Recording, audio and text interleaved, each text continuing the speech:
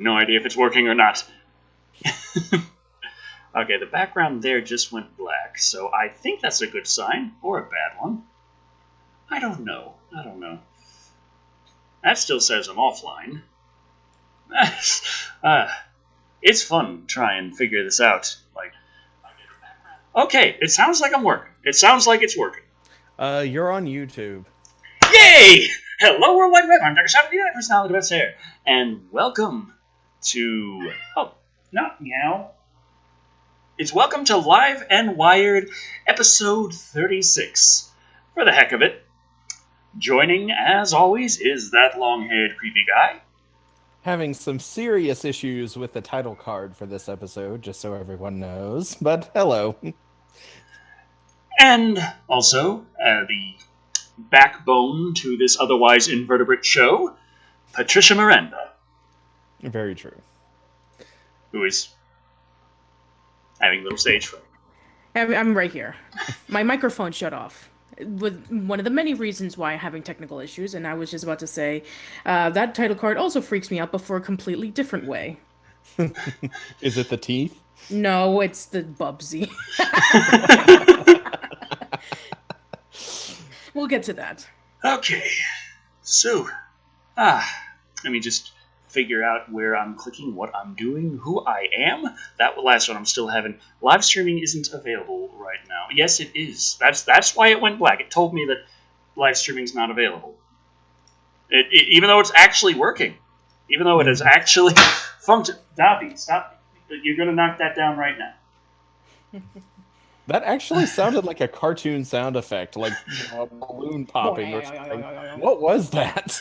That, my friend, was Dobby slapping the AC adapter of the Bose speaker off the top of the dresser, but it's still attached to the speaker, so it just slapped the side of the dresser. All right. Well, Michaelina asks, "Who are you, Decker?" That's a good question. Who are any of us? Well, you see, I was born in 1983 in Vermont. Then I ended up moving to Pennsylvania, to this town of the same name as the one I lived in Vermont. And then I moved to Texas, next to a town of the same name as the one I was born in and the one I lived in Pennsylvania. It's really weird, but I've heard that's the only other one in this country, so it's pretty much where I'm staying now.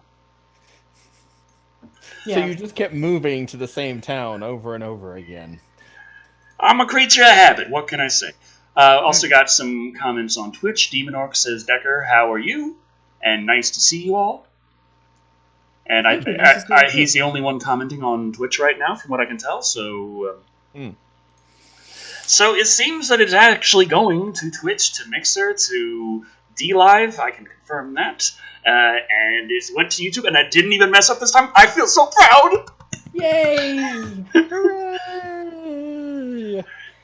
Barely competent. Yeah. Eddie Horta says, Eddie Horta says, "Hey, Decker, I just became a Patreon supporter today." Oh, thanks. I heard also Patreon sent out the notification for the Patreon live stream about 3 or 4 hours after the fact. So, I mean, there was someone who showed up about 57 minutes in, because they got the notification then, and it's scheduled to only go for about an hour. So it ended up going for closer to an hour and a half just because of that. And then after it ended from that, then I got a few more messages saying, "Hey, I just got the Patreon notification." But you know, that is why I tried to keep it on the same schedule at the same time every month. Last Saturday, 12 noon Central Time. Or 12 noon Daylight Central Time, which it currently is Daylight Time. Yeah, it is Daylight Savings Time. Yeah. Which is why I always just say Central Time, not Central Standard, because I'm not working on Central Standard right now. You're working on Central Decker time, which, well, I mean, that's like having Star Trek time. It could be yesterday for all we know. Or about 2,000 years into the future. That too. As long as I get my blue alien women out of it. Or cyborgs. Or blue alien cyborg women holograms. Could be. I have no idea how that works, but I'm you determined. And those blue alien women, I just... I mean, don't forget, Creepy, that a few years ago, Decker did do an entire video on blue women. That's true. That's true. So he's more knowledgeable about it than we will ever be. In fact, he is currently he's currently the professor of the anatomy and history of blue women. Mm-hmm. True. Anyway, so let's go over to some news. Oh, we actually have a lot Brandon Kilgore is asking, so is Bubsy part of Mortal Kombat 11? And that would be nice. That would be great. That way I would love to do some serious fatalities to that Bobcat. Yes, I would love Scorpion to, just put his his chain all over to Bubsy and then just pull him over and then rip him to shreds. That would make me happy. What would Bubsy's counterattack be, and what would his finishing move be? His finishing move would be saying a bunch of stupid puns, so much so that your ears will bleed and your head will explode. Actually, in Mortal Kombat, I can picture that happening. I was just going to imagine that he was going to trip over a yarn ball and end up impaling himself. But I don't think we have the Harikiri moves anymore, but that would be possible, yes. Yeah, Brandon Kilgore says that Bubsy should pun them to death. Yes. Just, what could possibly go wrong? What could possibly go wrong? What could possibly go wrong? What could possibly go wrong? This is a catastrophe. Okay. Yeah. Okay. Or well, could possibly go wrong. Possibly. Oh God, no. It's hard to tell with all the compression on sound on the 16-bit era. Mm-hmm. Believe it or not, that was Rob Paulson who actually did some of the voice, the voice of Bubsy for, I think, the first video game, as well as the pilot to the TV series that never happened. I think he even claimed in his Talking Toons podcast that was probably like one of his worst characters that he's ever voiced, next to Coconut Fred. John Ratchey says it would be fun to put Decker and Creepy into Mortal Kombat and find out what their finishing moves would be. It will probably involve hair for both of us. Yeah, it'll definitely involve with hair. Well, I just know what Creepy's friendship would be. It would be the blue thong gay stripper moment. What will Decker's friendship be, though? Handing you a sandwich. No, that's true, yeah.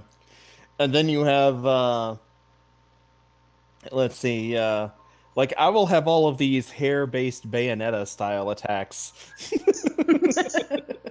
And you do actually get nakeder as it goes along. Yep. We have a $4.99 comment from Grain Glavin who says, "Hey Decker, do you have to buy the rights for your reviews, and how do you make them? Like the process?" Well, the way I do the reviews, it falls under what is referred to as fair use, which some would say it doesn't because it is considered a gray area in law, and technically speaking, legally speaking, you can't say it is fair use until it's been decided in court. But it does have a range, and it is pretty far where other battles have taken place, and it's pretty far in the area that they would have to get a really damn good lawyer to be able to say, no, that actually wasn't fair use. But fair use says that you can use copyrighted material in a limited way without having to actually get any kind of permission or pay any kind of royalties for things specifically that you do commentary and criticism of. Whereas the little short joke clips that aren't necessarily a comment, I'm not doing a commentary on those specifically, like 5 seconds of a song or something, that can fall under sampling. It's another thing, it's all weird, and that's another gray area where it's based more on how large of a channel, or not necessarily channel, but content producer. Like, if I'm making a movie and I use 5 seconds of a copyrighted song, yes, I need to pay them. If I'm making a web series and I use 5 seconds of a copyrighted song, that's kind of a gray area. This is how a simple question for Decker turns into a long, rambling tirade. So I rip it with DVD Fab, and I do my editing in Cyberlink Power Director. That. Yeah. We have a few other comments regarding about the Mortal Kombat stuff. Brandon Kilgore says that you could Nickelodeon slime them. That wouldn't kill them, though, unless it was like acid. If it was slime, like from the Mortal Kombat 2, the Pit 2, was it called? Oh yeah, but that's more like acid, isn't it? It's not slime. You can acid slime can be acidic. It's allowed. It was green. It was thick. It was gooey. It was kind of a slime. Then I'm reptile. I'm reptile essentially. Okay, well. Reptile was my main in Mortal Kombat 4. I just run up to a guy, do the big combos, and do the finishing move where I just jump on them and bite their face off every time. That was me. I mean, like, I remember Reptile was like the most used to be like the most sought after Mortal Kombat character in the franchise. Like, people were like, like desperately trying to unlock this character in the first game. Well, he was in the first game, but he was never actually playable. No, exactly. he was a secret. Right, yeah, that's what I'm talking about. And then like the second or third game, he was a playable character. The second game, yeah, and then they started hinting at Jade in the second game, and then the whole rumors of the first game with Ermac until he eventually became like a full-fledged character. Mm-hmm. Right. Anyway, Epic Jason X9000 says the Pit 2 was where you punch someone off a bridge and then they smack into the ground. What was the one that I was thinking of called? I can't remember the name of that particular area. I don't know. I think it was more like I think it was just more like a kind of like a. Oh, Jake Shuster says you slip on the slime and it breaks your neck. So I guess you just slime them normally, and then they get angry and take one step towards you. Fatality. Oh, no. Fatality. Flawless victory. A lot of people are saying for Creepy, they should just summon Chibi Thulu and all of his animal friends as a major attack. Right. Hey, that's what my hair turns into. Like, my hair will become like this massive weave, and then you'll see Cthulhu come out of it. Yeah. Or a big tiger's head. Mm-hmm. I feel like I would just scream an obscenity so loud that the person would explode. Yeah. That's Decker's finishing move, Cluster F-Bomb. I just slap my forehead and the echo just... Of course, that would probably kill me too. No, you would slap their forehead and then it would... Yeah, forehead slap. Yeah, forehead slap. Dobby, what the hell? You already knocked down the thing. Why he just went right back up there? Now he's looking at it like, oh, it's still down there. Yeah, it's still down there. John Ratsey says, I think for Decker's fatality, it'll be the first review of The Predator. Oh no! Oh God, no! I didn't know. But that would be awesome if I had the smart discs, but they're DVDs. Oh, okay. So it'd be like Kung Lao instead of a hat that is apparently sharp enough to cut somebody in half, but he still wears it. It'll be DVDs, and you can just throw them like if it's a shuriken. Yeah. Scott Bruckner says, Decker, you would be Sindel? Yeah, pretty much, in which you would scream so loud, in which, people explode. So, yeah. So I'm Reptile, Decker Sindel, and, what would Creepy be? That's a good question. Mother, you're alive. I don't know if that really fits me, but... the next line? No, I don't. Too bad you will die. Oh, right. Oh, by the way, yesterday apparently was Alien Day because 426, LV426, they decided to unofficially call it Alien Day. Yeah, and Disney responded in pretty much the way any of us could have guessed. In that, hey guys, buy the merch. Mm-hmm. Also, but on the plus side, there was the release of the original Alien on 4K Ultra UHD Blu-ray. So, Dobby, what the fuck? He's just walking around doing all kinds of crazy cat stuff. Being a cat, in other words. Yes, that's what they do. He says this like it's a shock.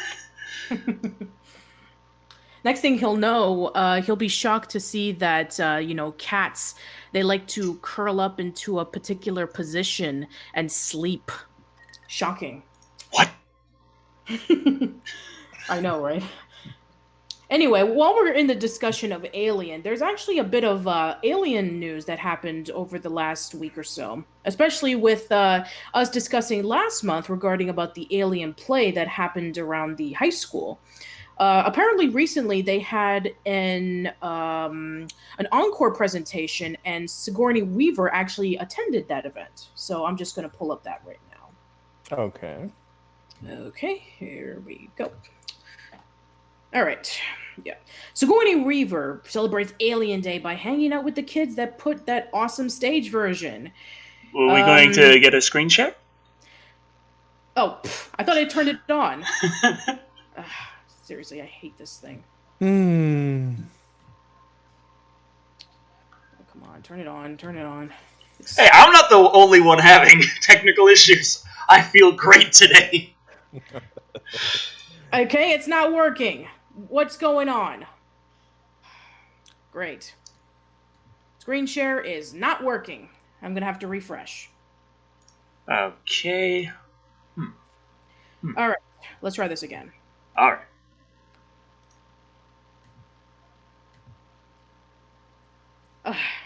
Really? It's not working.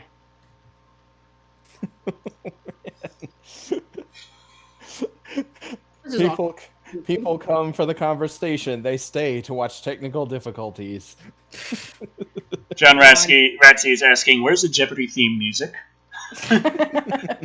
Okay, I can't do it, so... Probably somewhere on YouTube as we speak. Well, I can't do it, so somebody else is going to have to do it. I'm going to try. I mean, it's Alien. It's kind of... Oh, no, okay, I opened it twice. I'm doing what... now I closed... What the... How the... Okay, never mind.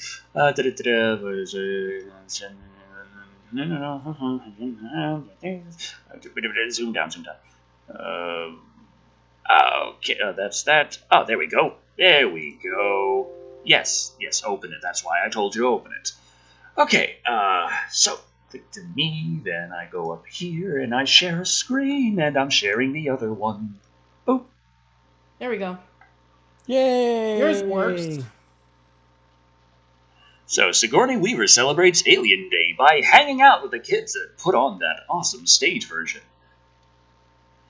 And now, for what might be the only truly heartwarming thing ever to crawl out of the fevered, tubule-filled dreams of Ridley Scott, Dan O'Bannon, or, hey, really, Guy Gert, what? Okay. Footage of actress Sigourney Weaver hanging out backstage with North Bergen High School Drama Club, aka those teenagers who put together a truly impressive stage version of Alien to viral acclaim last month. Weaver had already given the production, including its faculty, directors, teachers, Perfecto Cuervo, and Stephen Defendini, a shout-out for its dedication to space-based verisimilitude. This person loves it. Verisimilitude. This person just had the thesaurus out while writing this, I know. On the cheap. But tonight, she actually made the trek out to New Jersey. No. Okay. Introducing a new showing of the play to an eager crowd. So you stop by North Bergen High School, visit spectacular. Yeah, here we go. Said encore presentation of Alien the Play was scheduled for today, of course, because it's Alien Day. April 26th. Get it? 426.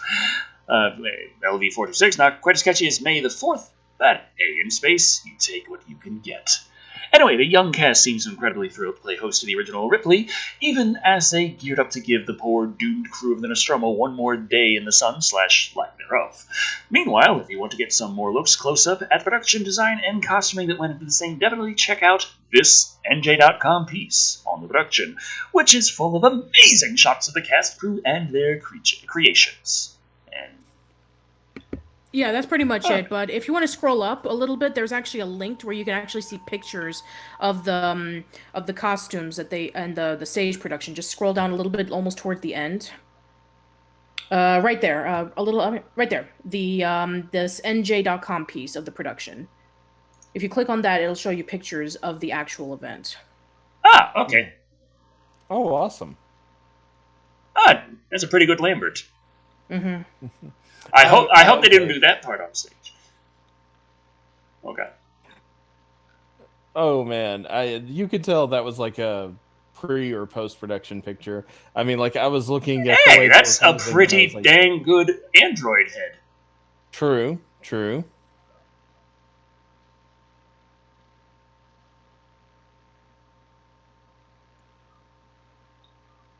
Very nice little work and articulation.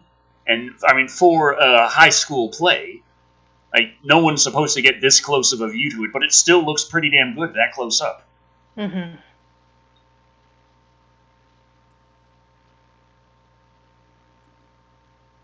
And that's nice, because, I mean, even on the set of the movie itself, Fox was trying to get Ridley Scott to not do this, trying to convince him that this was unnecessary, because it was too expensive for how little payoff it was. It's like, it's only one scene, you don't need to build that whole thing for one scene. It's like, yes, we do. And yeah, you do.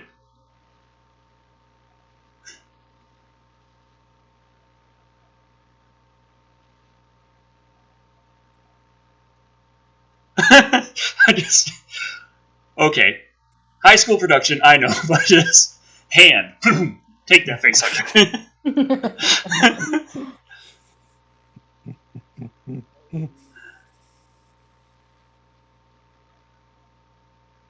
Jesse Guajardo says, "Can we get the Alien Tube play? I would love to see how they would handle the Marines." I have no idea how the Hulk managed to get in there, but I welcome it. That's the special fifth act. Yes. Alien comes back again and Hulk smash. Well, since the play only came out last month, Jesse, I think that maybe it'll probably take another year or so for Alien 2 to even happen. Well, that's a really nice 1-2. Because you can't do a cutaway on a stage, so having that set up there, Alien pops out, grab, drag. Mm-hmm. Very nicely done.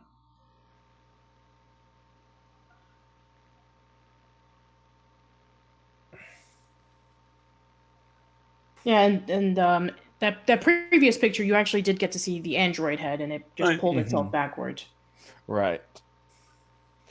I think there's something wrong with my neck. I feel a twinge. This is the famous scene where the alien goes for his refreshments.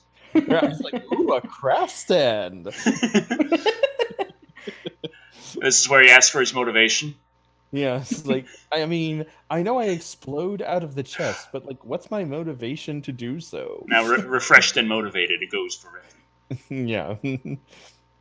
Okay, I get that it will probably would have a hard time getting a real cat to stay still, but that's the scariest thing in the entire place.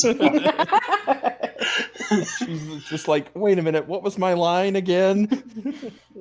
Aww. And that's just a underwear, yes. I was like, oh, what? I was looking at the ad and I was like, wait, what scene was this from the movie? Is this? It was in the unrated version. I mean, I know there's a point in the first film where Sigourney Weaver is running around in her underwear, but I don't remember her ass having quite that, curve to being quite so muscular. We got more comments on DLive. Kim Yasalu told us dot and then gave us the same gif of a rhinoceros pooping. Oh, nice. I feel very welcome on DLive. Davi, what are you doing? Why am I not... I clicked off myself, but it didn't go anywhere else. That's weird. Okay, it's just sticking to me now. I'm confused. Mm-hmm. Okay.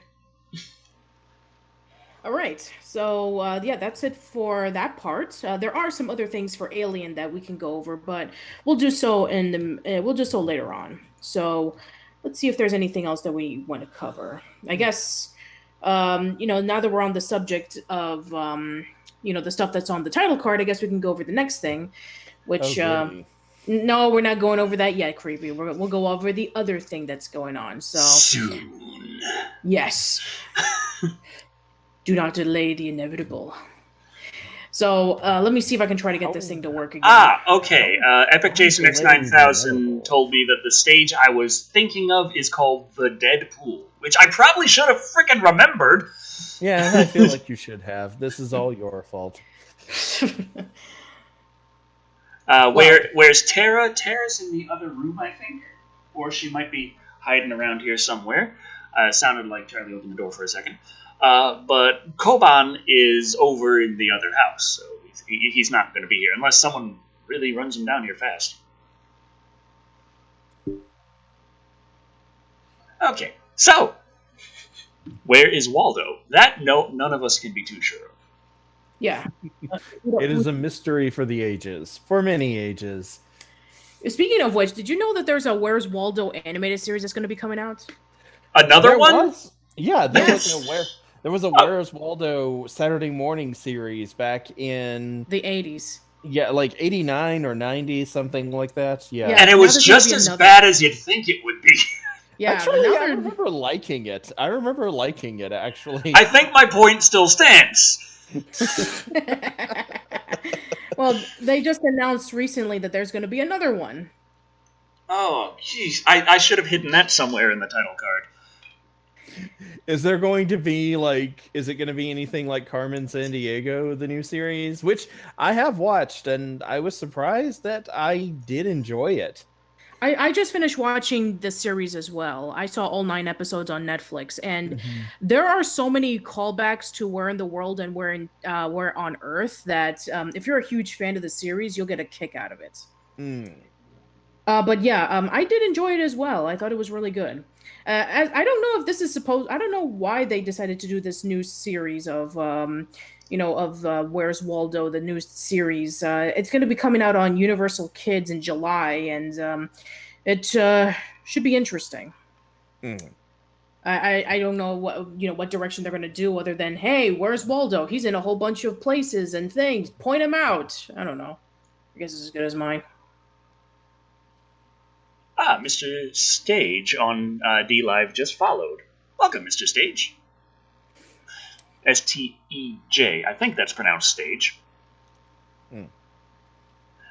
Also, Android 21 Lola said Carmen versus Waldo, the final chapters. Yes! Yes, I would love that. I want this. I want this in my life. It's Carmen versus Waldo endgame.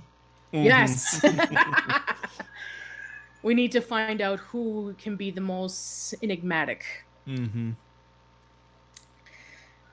No, I know James Hall says Where in Time is Carmen Sandiego. Yes, but that is as true as well. There was a game show on that, but I wasn't able to find any references to it as far as I know. I mean, I'll probably have to rewatch the series on Netflix to see if I can point out any references to Where in Time, which I don't think it would make much sense in that aspect because it's still sticking to the Where in the World / Where on Earth formula, especially since they are reusing characters from both or tweaking them to make them new characters. Like, for example, I don't want to spoil too much of, the series if you haven't seen it yet on Netflix, but right. There is a character who is one of the... I was corrected on D-Live. He says it's Mr. Steve J. Oh. Steve J. Okay. Thank you for also, I feel like I should get up and turn the lights on. It was still sunny. The sun was still up when the show started, but now it's going down, and now the room is... I look like a Bond villain, so let me go do that real quick. Yeah, right. Okay, that's fine. But yeah, as anyway, there are a few characters in there that are kind of like retweaks of characters that featured in previous incarnations, especially on Where on Earth, which I guess it makes a lot of sense because the same company that produces it also did Where on Earth as well. So you see characters like Zack and Ivy and Captain Maelstrom, Tigress, but they're done completely different. Let's see. It was kind of predictable and generic, the Carmen Sandiego thing. It can be, but I think that the way that the Netflix series is going, they're trying to put a storyline into it. So they are, continuing the story, for like the first season, and they are like bringing the basic stuff. So I can understand why some people would kind of find it repetitive. So it's fair enough. Over on Twitch, Jacob Kennedy 2002 says, for the Metal Gear Solid movie, I want Liquid to be played or voiced by Cam Clark. Oh, and Tetsuo!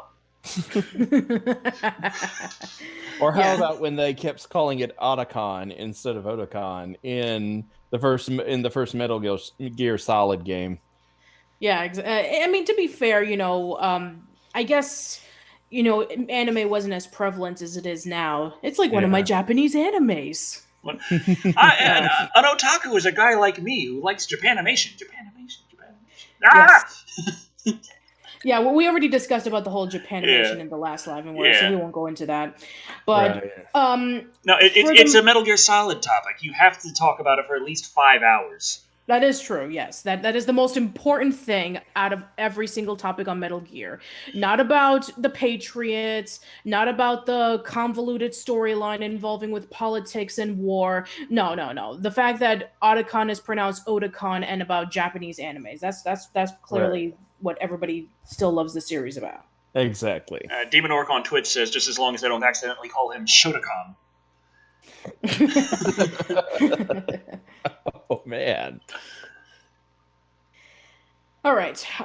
Now I still cannot get my my share screen to work for some reason. I have no idea why. So, yeah, I'm guessing that we're gonna have to have some one of you two to share the next article. So I was thinking about maybe talking about the Critters Shutter series that we've been talking about on and off for the past couple of months, because now it has a new rating.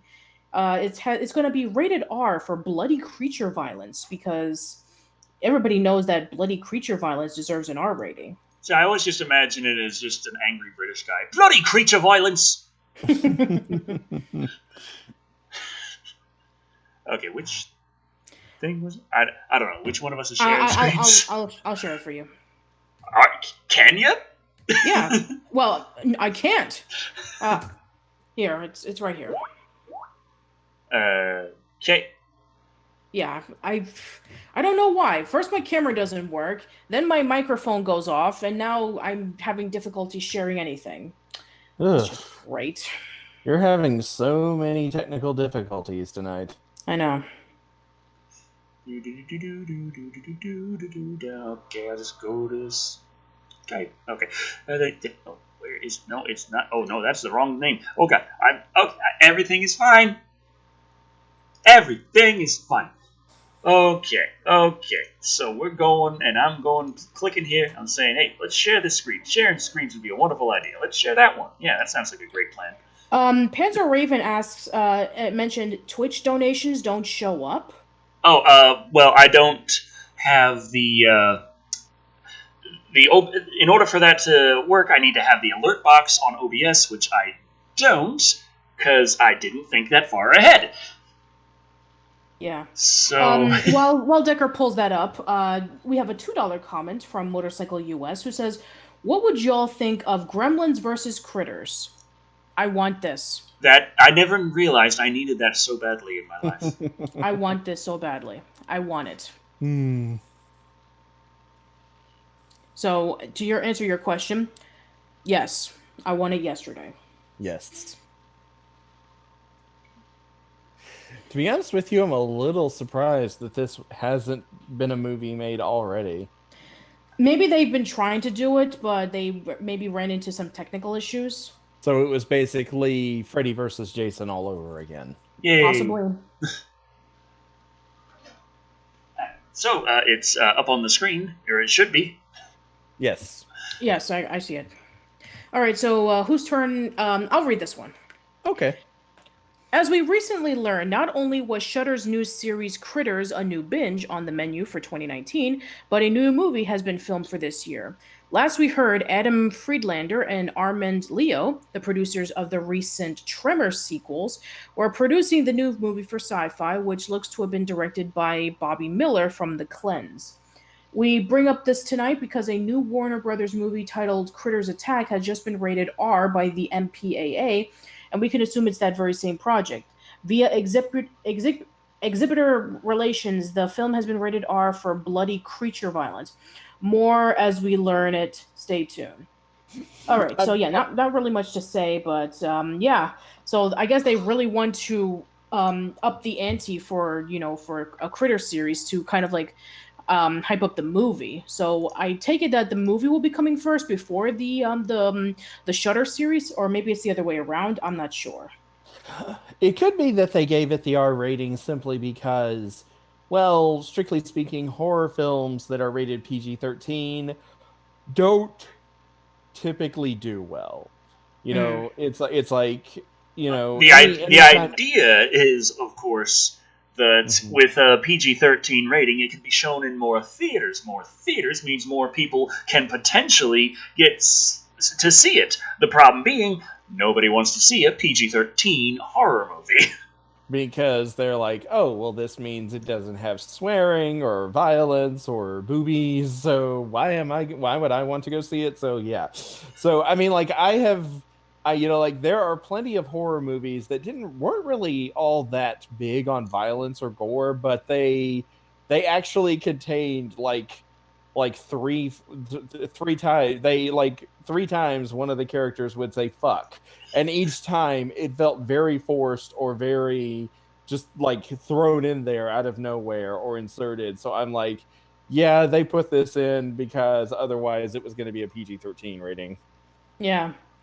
It's like they have to have their quota of differentiating between a PG-13 and rated R movies. Like, do we accomplish it even if it's the most contrived?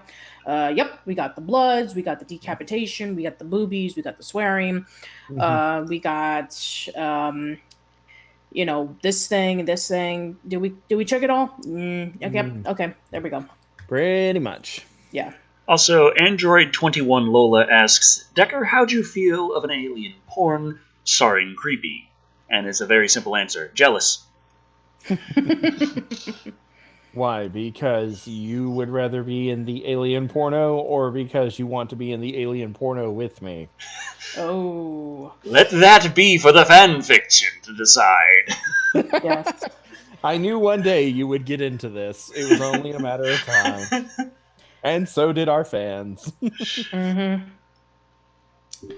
Devin Rice says, "Creepy, you should do the summer of Pokemon with Decker.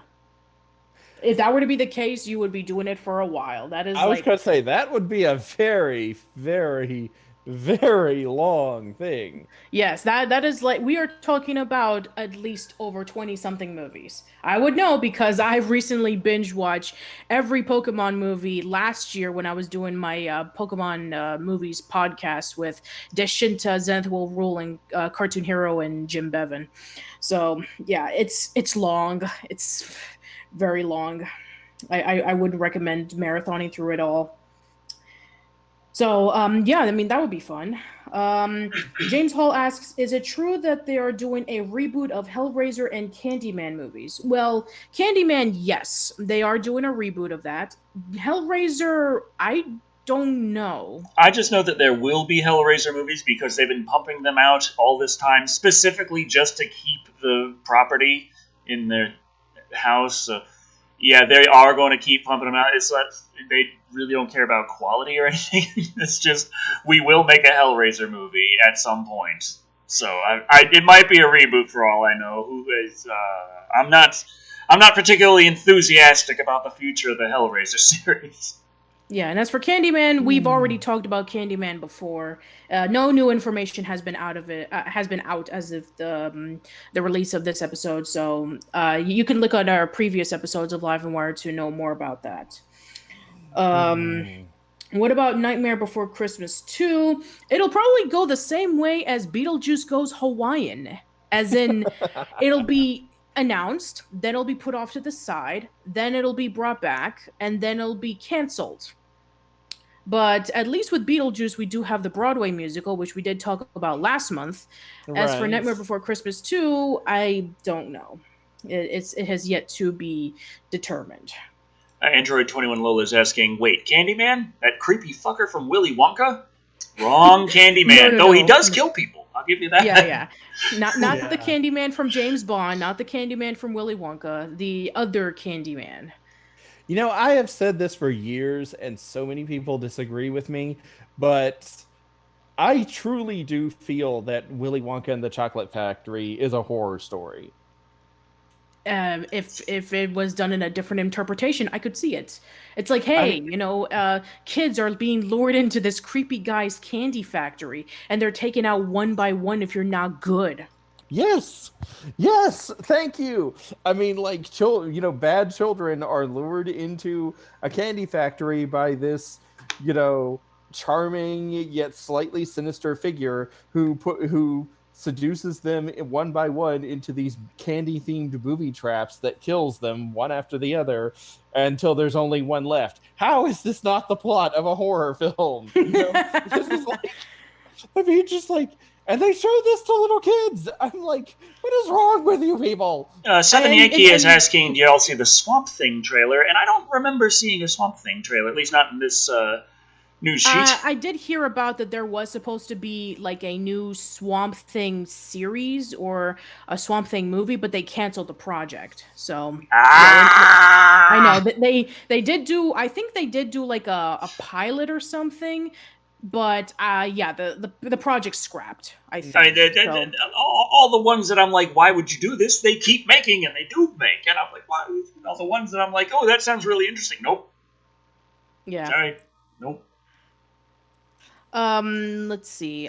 Johnny Sosa says, Decker, have you ever heard of the Firefly Funhouse? Firefly Funhouse? That sounds like a strange little circus-themed DLC for The Last of Us. Yeah, right. Kat Lucina says, creepy, I say the same thing when it comes to the movie Babe. I guess I could see that, yeah. So remember that little part in Babe where they have that little fake out where you think maybe he just got his head blown off? Yeah, I remember that. Let's see. Paul Grillo says, do a review on Puppet Master, please. There's been a lot of requests for Decker to do like a Summer of Puppet Master. There's like, what, 10 movies? Something like that. I mean, there's enough for a summer special. Oh, yeah, there is. Yeah. I'm just saying, I mean, we're still doing a certain... Oh! Android 21 Lola says Firefly Funhouse is the canceled second season for Firefly. Oh, okay. Okay. Lazarus Soul 82 says the Swamp Thing series was cut down to 10 episodes. Okay, so it was able to release enough episodes before they just canceled it. Gotcha. Mm-hmm. Thank you very much, Lazarus Soul 82. Yes. Mm-hmm. And Paul Grillo says there is a Swamp Thing trailer out. Yeah, but there were trailers that were Patricia put into the news sheet. I looked them over, and most of them really was at best just ambivalent. One of them, actually, I was like, hey, this is actually looking a lot better than I thought it would based on the concept. Mm-hmm. And one of them is looking like, what the... the concept wasn't the greatest in the first place, and you seem to be fucking up as hard as possible. Yeah. Creepy, you're gonna like which one they're fucking up badly that I'm pretty sure nobody is going to like. What's that? Child's Play. Oh, yay. Right. Well, you see, I'm never going to like that anyway, so... Let's see. Matthew Lauren says, do Pink Flamingos, please, man. Like Pink Flamingos. Wow. Devin Rice is asking, what do you guys think of the remake of Child's Play? And... Oh, well, yeah. We're going to discuss about that now. No, we're not. Creepy, get to the point, get to the script, you have to follow it. Nope. Anyway, so Pink Flamingos, not one of my personal favorites from John Waters, but I guess to be fair, John Waters is a very acquired taste, so take that what you will. Mm-hmm. I mean, I'm one of the people who actually prefers the musical of Hairspray over the original, but not to say anything bad about Ricky Lake. I do like her. Yeah, the original was... It's a bit slow paced, and I can understand that, it was trying to bring the characters into a sense of, hey, we're gonna do this contest for the Corny Collins show, and then we have this huge subplot about like a carnival and stuff like that. I get that, but it's I actually saw the movie the original right before I actually saw the musical in theaters, and I understand that John Waters is one of those like cult director icons, but yeah, I just didn't really get into it as much. I do know that he does have like a really strong cult following, but I still preferred like the Hairspray musical over the movie. Yeah, I mean, for another thing is the protagonist in the Pink Flamingos. the Broadway production, and the movie that was based on the Broadway production is a lot more sympathetic than in the original film. Oh, much more sympathetic. Right? Oh, yeah, I mean, like, she's kind of a terrible person in the original, but she's a bitch. Yeah, thank you. I was trying not to say it, but thank you. You're welcome. Yeah, I mean, yeah. So anyway, but Epic Jason X9000 asks, Decker, any chance of reviewing the Riddick trilogy sometime in 2019? Pitch Black is seriously an underrated sci-fi film that makes me think of Metroid Prime 2. See, now I'm going to give it a 1 out of 5, and you're going to hate me. Of Metroid Prime 2 or Pitch Black? You know, honestly, I didn't get too far in Metroid Prime 2 because the Shadow world kind of aspect. At least early on, I don't know about later, because like I said, I stopped playing relatively early on. Man. The Bruce Guardian is such Metroid a pain in the ass. Metroid Prime, one of the things I loved about it so much is it's a Metroid game. You explore. You really couldn't do that, at least at the beginning of Metroid Prime 2. Unless you like just dying over and over again. Right. So I kind of lost interest in that relatively early, compared to how much I loved the hell out of the first Metroid Prime. Yeah, so. And to be fair, they really tried to make it like a Link to the Past, in which you have to travel between a dark world and light world on on Luminoth, and you're like, this ether is killing me until I get the light suit, and I have to beat these guardians in order for me to get my powers back. And I know a lot of people really like Metroid Prime 2, but I don't. I really don't. I find it to be way too frustrating, and it feels a lot more like Zelda than Metroid. I mean, even with Metroid Prime, the original, the one thing that I really didn't care for was finding the artifacts, the Chozo artifacts. It's like I felt like it was slowing the game down. It's like, I really liked exploring, and I really liked, trying to get all these power-ups, but wait, now we have to find the artifacts in order for us to get to the last room where the Metroid Prime is. Okay. So yeah. As for like the Riddick movies, it's been a long time since I've seen those, and I do remember enjoying some of them okay. I think there were a few of them that I found pretty boring, but I thought they were pretty decent, and Vin Diesel's awesome as always. Also, we got a couple more comments over on DLive. Eriker says, "The rest are lying. Is life turkey or exceed the unforgiving?" I'm pretty sure I got the tone of that right. Yeah, absolutely. Anyway, Child's Play. Let's get to that. Nope. Well, I guess I'm opening that too. Just pop that up. Okay. I can figure out how to work this. You see, Patricia, this is what it's like every time when you're not here. It's me just looking like, where is that news article? I got it somewhere. I got it. Okay. All right, let me send it over to you. Yeah, that. Okay, you can just. There you go. Yeah, there it is. Okay. I'm still trying to get my screen share to work. Wait, why am I complaining about this right now? Okay. So, Orion Pictures drops official trailer for Child's Play. Yes, it did. It presents the A. Cat Smith production with their newest feature, Child's Play. They recently released its first full reveal for Chucky, and now they've treated us with an official trailer. And according to these guys, it's pretty fucking awesome. Check it out for yourself down below. Let us know what you think. Synopsis. Story follows Karen, a single mother who gives her son Andy a buddy doll, unaware of its more sinister nature. And yeah, that's the only synopsis they put there. And there, it doesn't sound too bad. It's just when you, when you get down to the nitty-gritty and you find out that the movie according to the trailer, movie is kind of a 20 minutes in the future kind of thing. It's got higher tech than you do now, but not so high that it's really like super sci-fi land. It's current technology, but a slightly more extreme version. This is like extreme smart homes and AI, where everything is wired into the internet. Everything works based on what the computer says. And now we're introducing this brand new toy doll. Haha. And the toy doll is the little buddy doll and all that stuff. And it's going crazy and the AI doesn't work right and it's fucking killing people. And then the kids there like, it's the doll! And everyone's looking at him like, this doll is kid. It's not the doll. What? And I'm there looking at the trailer like, the entire fucking thing is hooked up to the goddamn internet with the UIs and the AI and all this shit. You should have fucking the little error reports and shit. You should have plenty of things. He's got camera feed in his eyes. You can check back and see what the fuck he did. You don't have to laugh at the kid. It's kind of obvious. You can check. There's evidence, you dumb shit. So I'm not looking forward to it.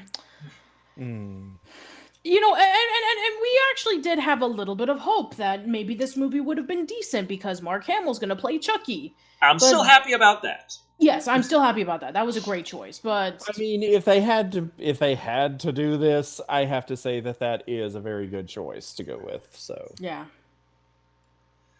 Okay. Also, we got a $5 super chat from James Conlon who says, "How does Rodan create his wake of destruction as seen in the new Godzilla trailers?" And I thought that was just like the law in kaiju, is when there's a flying kaiju and they fly close to one of the buildings that a walking kaiju would have just knocked down for walking by, a flying kaiju it'll just blow up. Right. It's the second law of kaiju dynamics. Vance McDonald says, Summer of Chucky. Nerd Musk is saying that they're assuming this Child's Play reboot is one of those movies where the production company doesn't have the license to use the likeness of the original, a la Serenity. And that reminds me of when New Line Cinema got a hold of Friday the 13th, and suddenly they release a bunch of new Friday the 13th movies, except none of them are actually called Friday the 13th in the title. And also they don't really follow the story. They don't reference the original story, and they had to get Paramount back for Freddy versus. They had to get Paramount back for the Friday the 13th remake because the remake actually did cover some of the original things, and found out why they had to get Paramount back for that was because Paramount themselves, despite not owning Friday the 13th anymore, they still had the rights to the original plot. So, in order to show that in a remake, they still needed Paramount's permission, which is one reason why all of the New Line Cinema Friday the 13th movies really did not follow the Friday the 13th lore. Yeah, I'm just as confused as everybody listening is. Right.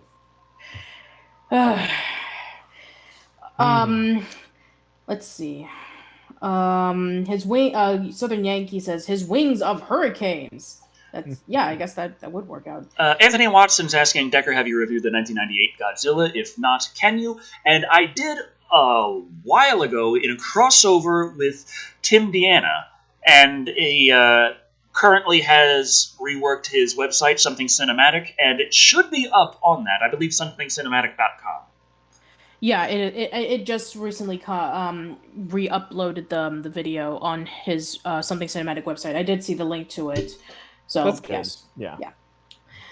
Now that we've moved on to kaiju and away from that. Yeah. Speaking of which, Paul Grillo asked, "Did you see the new Godzilla trailer for War of the Monsters?" And yeah, we did talk about the Godzilla trailer, but there actually is another Godzilla related news that I did find just recently, and that is for the Godzilla soundtrack.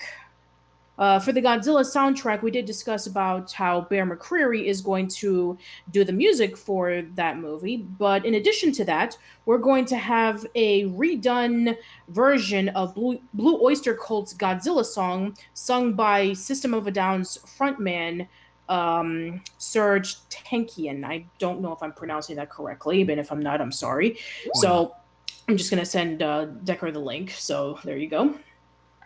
Okay, let me just share my screen, Anita.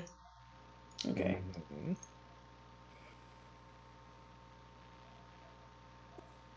So let's see. Paul Guerrero asked, "Whatever happened to Michael versus Jason?" Oh, that fan film. Maybe it was. I don't know. I mean, maybe it was like shut down on YouTube. I haven't actually seen it since we talked about it. Mm-hmm. So am I playing this and we're getting a copy strike, or? I don't know. I don't know. Who? Please, let me know. Because that's one of those things. Like 3 seconds in, suddenly the whole stream just goes down. Mm-hmm. James Hall asks, "Are they doing any more Evil Dead movies?" I don't know. Haven't heard anything, from Sam Raimi yet. So, as of right now, no. Mm. Mike Lasser says, Dr. Doom saying "Go Go Godzilla." Android 21 Lola says "Go Go Gamera," and Jesse Guajardo says "No No Gamera." Nothing on Gamera yet. But if this movie does really well, Gamera. Gamera. We're sorry, Patricia. That's okay. But if this Godzilla movie does really well, then don't be surprised if there is announcements for a Gamera film. Do not be. So, is anyone going to be reading this article out? Or? Creepy, it's your turn. You read this one. All right. Is it Serge? Yeah, I think it's Serge. Okay. System of a Down's frontman Serge Tankian summons some operatic flair for a cover of Blue Oyster Cult's campy hard rock classic, Godzilla, that will appear on the upcoming soundtrack album for Godzilla, King of the Monsters. Throughout the bombastic cut, he commands a melodramatic vibrato in his voice to complement a full orchestra, drumming by both a Japanese taiko group and a chorus of chanting men. The members of Deathlock from the show Metalocalypse. Death Clock. Death Clock, my bad. Okay. The members of Death Clock. So is that a clock that kills you, or is that a clock that predicts when you will die? Or well, one of the members has dreadlocks and a comb over. So anyway, from the show Metalocalypse, including Brendan Small and heavy metal stalwart Gene Hoglan, also contributed to the track. Okay, you can scroll down, Decker. Yeah, I'm kind of like, hey, hello. Soundtrack composer Bear McCreary, which is like the best name ever, best known for his score for The Walking Dead, orchestrated the music. The movie centers around people trying to fight against Godzilla, Mothra, yes, Rodan, and the three-headed Ghidorah. The soundtrack album is due out on May 24th. The movie, which features Vera Farmiga, Millie Bobby Brown. I did it! Yay! Hooray! Bradley Whitford and Sally Hawkins, among others, will come out on May 31st. Awesome. Mercury says the song is perhaps the most audacious piece of music I've ever produced, jammed to the breaking point with orchestra, choir, taiko chanting, taiko drumming, heavy metal rhythm section, Gene Hoglan's blistering double kick drums, and Serge's distinct vocals. It is complete musical madness. Okay, hearing it described that way, I want to hear this. In addition to the BOC cover, the soundtrack includes 25 more tracks of score music by McCreary. The cue Old Rivals features shimmering strings, triumphant brass, and a choir of chanting people. Yes, Creepy is clearly not impressed because I'm like, oh, that just sounds wonderful. Right. Not exactly a metalhead, are you? Actually, you know what? Never mind. That's something else. McCreary says he worked fastidiously to create music that called back to those used in the original Godzilla pictures, since this brings back many of the monstrous villains fans of the original angry, overgrown lizard know. For the character Godzilla, I chose to incorporate and adapt the legendary Akira Ifukube's iconic theme, and for Mothra,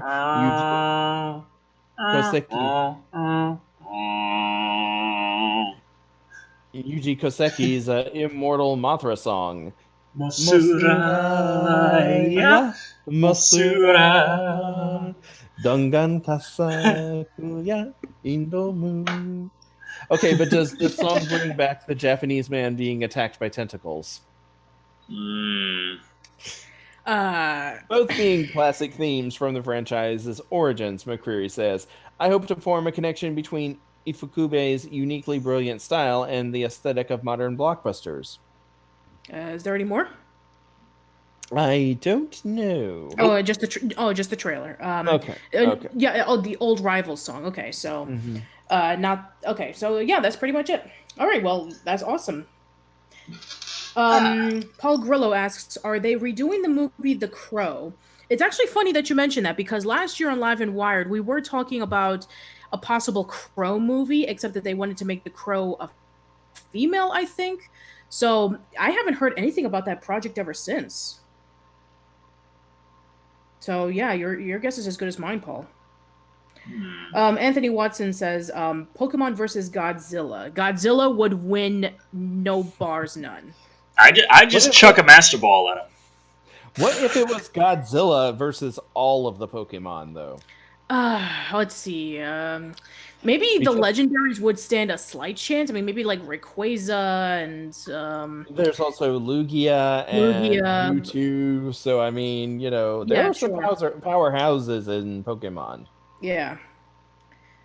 But considering that we're dealing with a monster that has radioactive fire breath, I don't know how many of them would just burn to a crisp right before they release a psychic attack.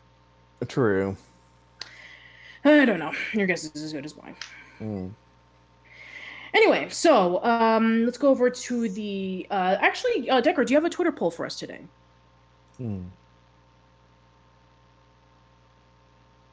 Yes. Well, that's okay. It's okay if you don't, because I already have one. Oh, okay. Patricia is the lifesaver as usual. Well, the reason I actually do have an idea for a Twitter poll in response to this bit of news. Let me just see if I can find it really quick. Let me see if I can find it. No, not that one. No, right now I'm having difficulty trying to find my own stuff. Yay! It's not just me. Yay! That's fun. Untapped Hip Hop TV says, "Can you kill a ghost type?" And I know you can defeat it, but yeah, you can defeat it's a ghost type, so killing. I mean, I would assume that Godzilla's nuclear power would come in handy, because otherwise, why would the Ghostbusters use nuclear energy? Yeah. Well, the Ghostbusters used proton accelerators. It was a particle accelerator. Yeah. So it was like nuclear power, but not quite the same thing. Mm-hmm. Okay, I found it for you, Decker. Go ahead. Right. Hooray! Okay, so yeah, we've been talking over the past month, ever since Disney had purchased the rights of 20th Century Fox, that Disney is pretty much owning everything, and pretty soon they will be owning us. So the reason why I'm bringing this up is because they are reportedly going to get ready to purchase a massive video game company. So which one? I don't know. So it's not one that most people have ever actually heard of. But yeah. So Creepy, why don't you read this one and I'll get the Twitter poll ready. Okay. In a new report, it has been found that Disney might be looking to make a big leap into the gaming world with the possible acquisition of Korean PC and mobile gaming company Nexon, which could set the company back $13.2 billion, which for Disney is pocket change. I mean, Yeah, that's like a they're drop in the bucket. they're not going to be able to make change at the soda machine today. So, which is okay. And strictly speaking, if a soda costs $13.2 billion, that had better be the best tasting soda ever.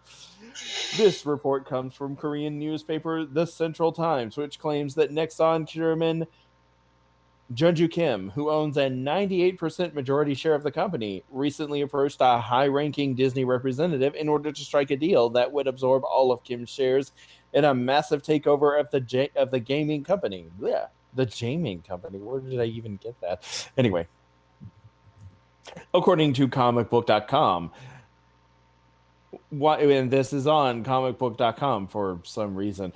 Anyway, the current chairman has been looking to sell his large stake in the company since the beginning of this year, which reportedly is when a short list of suitors were drawn up. It's been said that Kim is a big admirer of Disney. No comment. And it wouldn't be that big of a surprise if the chairman leaned in their favor. I'm still going back to that first part of that sentence, and I'm like, you know what? Okay, I don't think that there is anything I could say that wouldn't start a riot. So we got a $10 super chat from James Conlon, who says, because science did a great video about Godzilla's breath and a real-world precedence for its color and effects. It is pure gamma radiation, like seen shooting out of the Chernobyl reactor, which is pretty crazy, but okay. Yes. Mm-hmm. Anyway. Where was I? I think you went... Okay, yeah. Nexon was founded in 1994, employs almost 7,000 people, damn, and maintains about 80 ties in the region, making it a big player in the gaming industry and in South Korea and Japan. The company has had its hand in a lot of things, but it is most known for publishing the Maple Story series and its presence in the mobile space. I've heard of Maple Story. I've heard good things about it. It's supposed to be a really engaging game, so... It's not necessarily like the greatest game, but at the same time, it was like a side-scrolling platform RPG multiplayer kind of thing. Generally, the praise that I heard from it is that it is addictively fun. Yeah, like it's a really, really just fun game. It doesn't have to be the greatest game ever. It's just really, really fun to play. Sure. Yeah, I mean, it has the annoying monetization parts in it, where it's like, here's your pay real money for some random chance at random bullshit that's not real. But also, it is just fun enough on its own that you can just hop in and play it and enjoy yourself. Sounds good. All right. Was that the end of the that article? Yep. Yeah. Okay, great. So here is my Twitter poll for this episode of Live and Wired. Which video game company should Disney purchase next? Should it be Nintendo? Blizzard? Ubisoft? I feel like Disney trying to purchase Blizzard is going to look something, Activision Blizzard. It's going to look something like a Kamehameha versus a Dodon Ray. And finally, EA. Oh god, EA. It's like when two black holes just combine into one. You guys have 30 minutes starting now. Okay, I see it. I'm going to retweet it. Okay, I'll share it in the chat. Also, Motorcycle US dropped $2 and said, so Godzilla breathing on Hulk empowers him.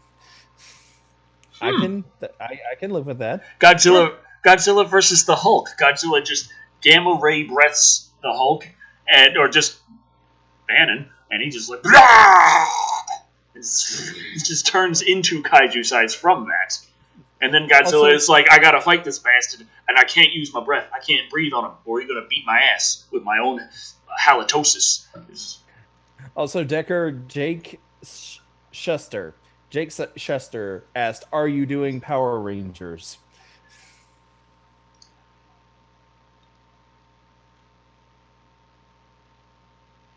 So, moving on. Yeah. All right, moving on. So, while we have that article going, let's talk about the Bobcat in the room. Bubsy. Yes. Okay, so here's the thing. I know about, I believe it was, let's see, what was it, 2 years ago that the Bubsy game came out? And I thought, okay, I know it was like based off of like some sort of, like a crowdfunding campaign that, hey, let's see if we can bring back this character that was popular, that was somewhat not popular in the 90s. Let's see if we can have him for a new generation. And then Bubsy 3D pretty much killed it off for, about 20 something years. And now we have this game and it's mediocre, but then, oh, look and behold, a new game is coming out next month on the PlayStation 4. Yay. Anyway, here you go. Here's the link. I can't believe it. I know how to work technology. Yes, I do. Brianna Roberts asks, Decker, Creepy, and Patty, do not watch Slither. It will scar you all for life. Thank you for the warning. Thank you. Thank you. All right. Now I need to make Decker watch Slither sometime. Okay, so yes, here it is. Bubsy. PS4 and Nintendo Switch. Oh, of course. Why not? Let's spread the Bubsy. You can take your Bubsy out to the train and like play it around people. That's not a bad. I love how in this trailer his eyelid is behind his pupil. Yes. I was like, am I the only one? We're getting some quality gaming here. Yeah. Oh man. Okay, I'll read this one. That's right. You didn't imagine another Bubsy game was on its way. Announced towards the end of last year, Bubsy Paws on Fire is a side-scrolling autorunner from Choice Provisions, the studio behind the Bit Trip Runner series.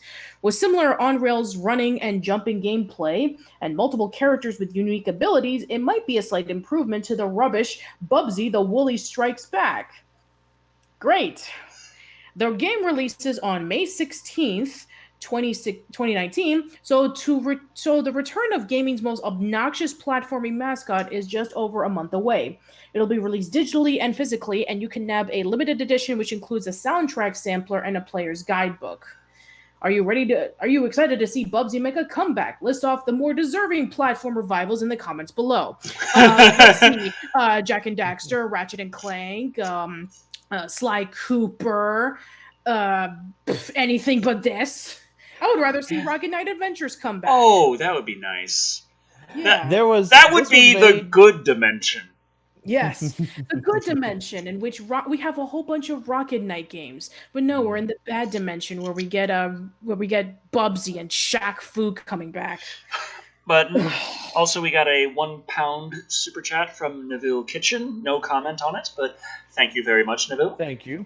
Yeah. Thank you. And back in the 90s, there was this big race to create the, I guess you could say, the new Sonic. Yeah. Like after Mario was like the first video game mascot really that was successful. I mean, you could make the argument like Pac-Man as well, but he's not a platformer, so yeah, I get what you're saying. But like, Mario was the one that everyone will remember, but then Sega came out with Sonic the Hedgehog, and of course that was like suddenly there was this massive race from other independent gaming designers to try and create the next Sonic. So suddenly you had all of these animal-themed hero characters who, in video games, usually involve them having some sort of shtick, like running fast or jumping or something, or another. I remember there was one Acrobat. Arrow the Acrobat. Yeah, Acrobat, yeah. The Acrobat. Mm-hmm.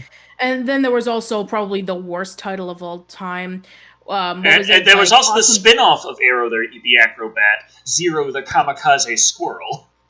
And of course, let's not forget about the awesomely bad Awesome Possum kicks Dr. Machino's butt. I'm awesome! And trying to be cool, but at the same time trying to promote, a clean environment, like a Captain Planet episode. That too, yeah. There were some that tried to to join the environmentalist. And the literal McDonald's game, Mick and Mac Global Gladiators, was far better. Yeah, yeah. I remember that too. Like there was wasn't there a villain named Toxica and she like controlled acid rain or something? I don't know. Yeah, and but yeah, like there were all of these animal themed uh video game characters that were coming out, like just one after the other, and like it was just basically people throwing things against the wall to see what stuck. Android 21 Lola says no love to Gex. Oh yeah, that's right. Gex as well. Gex started out on 3DO, I think. And yes, he did. After that, kind of it made its way to Saturn and PlayStation. But then, I do remember. Then the Gex sequels were PlayStation 1, I believe. And PlayStation 1 and Nintendo 64. It's like Gex 3D. Really good game. Really enjoyed it. Yeah. Gex 2 Deep Cover Gecko. Deep Cover. That one was like gameplay-wise an improvement, graphics-wise an improvement, character-wise they swapped Gex out for Austin Powers. Yeah, and then we had Gex 3, which was essentially like, basically much more of a kind of like a darker version of, Gex, where it would take a little bit of hold on. We have a $5 comment from Jack Bryan who says, "Can't wait until Disney buys out YouTube and Twitch so we can finally get that PewDiePie versus Dr. Disrespect crossover. And then my life will be complete because I will end it." Right. Andrew 21 Lola says, "No love to Banjo, Gex, or Croc." Banjo Kazooie, yeah, that'll be great. Although I didn't put, I guess, we definitely do need a new Banjo Kazooie game. Jake Chester says, I like Crash. I like Crash Bandicoot. Yeah, Crash Bandicoot does have the remastered series, so it does have that, and so does Spyro. So it does have a bit of a comeback. I'm trying to think. There was another one that came out during, I think, the 90s. It was a really obscure one too, but damn it, what was it? Was it what system did it come out of? Maybe it was Nintendo. I'm thinking it was Nintendo or Sega, but maybe it was on both systems because these third-party games would, if they could, they would get their games licensed for both platforms. Just making the game more available. But I'm like, damn it, what was that one game? Well, I remember what it was now because it wasn't an animal. It was the 7-Up dot. Oh, Spot. Cool Spot. Yeah, Spot. And the sequel, Spot Goes to Hollywood. Right. Yeah, the best one. They actually made a video game based on the 7-Up Spot. Yeah. I had that game on Sega Genesis. It was pretty freaking tough, and the graphics were pretty good for the time, actually. And platforming, relatively solid, but once you got to level 3, things started to just be pain in the fucking ass. Right, I remember a lot of people actually praised the game, saying that it actually had very good graphics at the time, so... Yeah. Well, how many games can be so cool that you surf into level 1 on a 7-Up bottle in the ocean, which is pollution, which is kind of like, not so cool in the 90s, but otherwise it's cool because you're a Spot. You're a cool Spot. Yeah. Mm-hmm. Oh yeah, Brandon Kilgore says Spot Virgin Games, and I'm thinking like, oh yeah, that's right, because that is the game companies, they had the little voice track that would play, which was really difficult to do at the time, cartridge based, and the cartridges couldn't hold much data. Like the Sega cheer at the beginning of Sonic the Hedgehog took up like over half the size of the cartridge just for that. Yeah, to hear the name, just to hear them say Sega. Yeah. So for 2 syllables. And whenever you started up Cool Spot, you got the Virgin logo for Virgin Games, and it just went Virgin. Raised a few eyebrows. Some people are also bringing up the Noid. Yeah. You had the Noid game. Yeah, the Noid game, right? Based off of that, those Domino's pizza commercials. Yeah, the claymation ones. Let's see. Zombies Ate My Neighbors was a good game. Yeah, that was an amazing game. I love that game so much. I've never beaten it, but I love playing it. Yeah, that damn baby was. I know, like it was like the toughest baby ever. Mm-hmm. Earthworm And then Jim. you beat it, and it That's just another turns good into one. a regular baby, and then you gotta save him. I'm like, you just killed like everyone in town. Yeah, Now I gotta know, save you because know, you're a right? baby. Yeah, I know, right? Like, this baby is trying to kill you, and then at the tail end, you have to save it, and you're like, no, I'm not gonna save your ass. Yeah, there's also Earthworm Jim. People are bringing up that as well. Let's see, Destroy All Humans. That's I've never played those. There was one for California Raisins. That is true. There was a platformer for the NES of California Raisins, but that was never released. True. And we do have a £1 payment from Neville Kitchen. So thank you, Thank you. thank you so much for the donation. But yeah, just what was it? Oh yeah, that's what I was thinking with the article about Bubsy coming like to PS4 and also coming to Switch May 16th. Just gonna drop this here. Saints Row the Third is also coming to Switch on May 10th, and it's also coming physical for $40. Just saying, I was putting that down there in case anyone wants another game to play on their Switch around that second week of May. That's an option. Saints Row the Third. Yep. Okay, well there you go. Little hint, hint, wink, wink. Very true. It's recently re-downloaded on Steam, and it was like 8 gigabytes. So I'm looking at it like, oh, so that's how they can release it physical on Switch. It can probably fit on an 8 gigabyte card. Mm-hmm.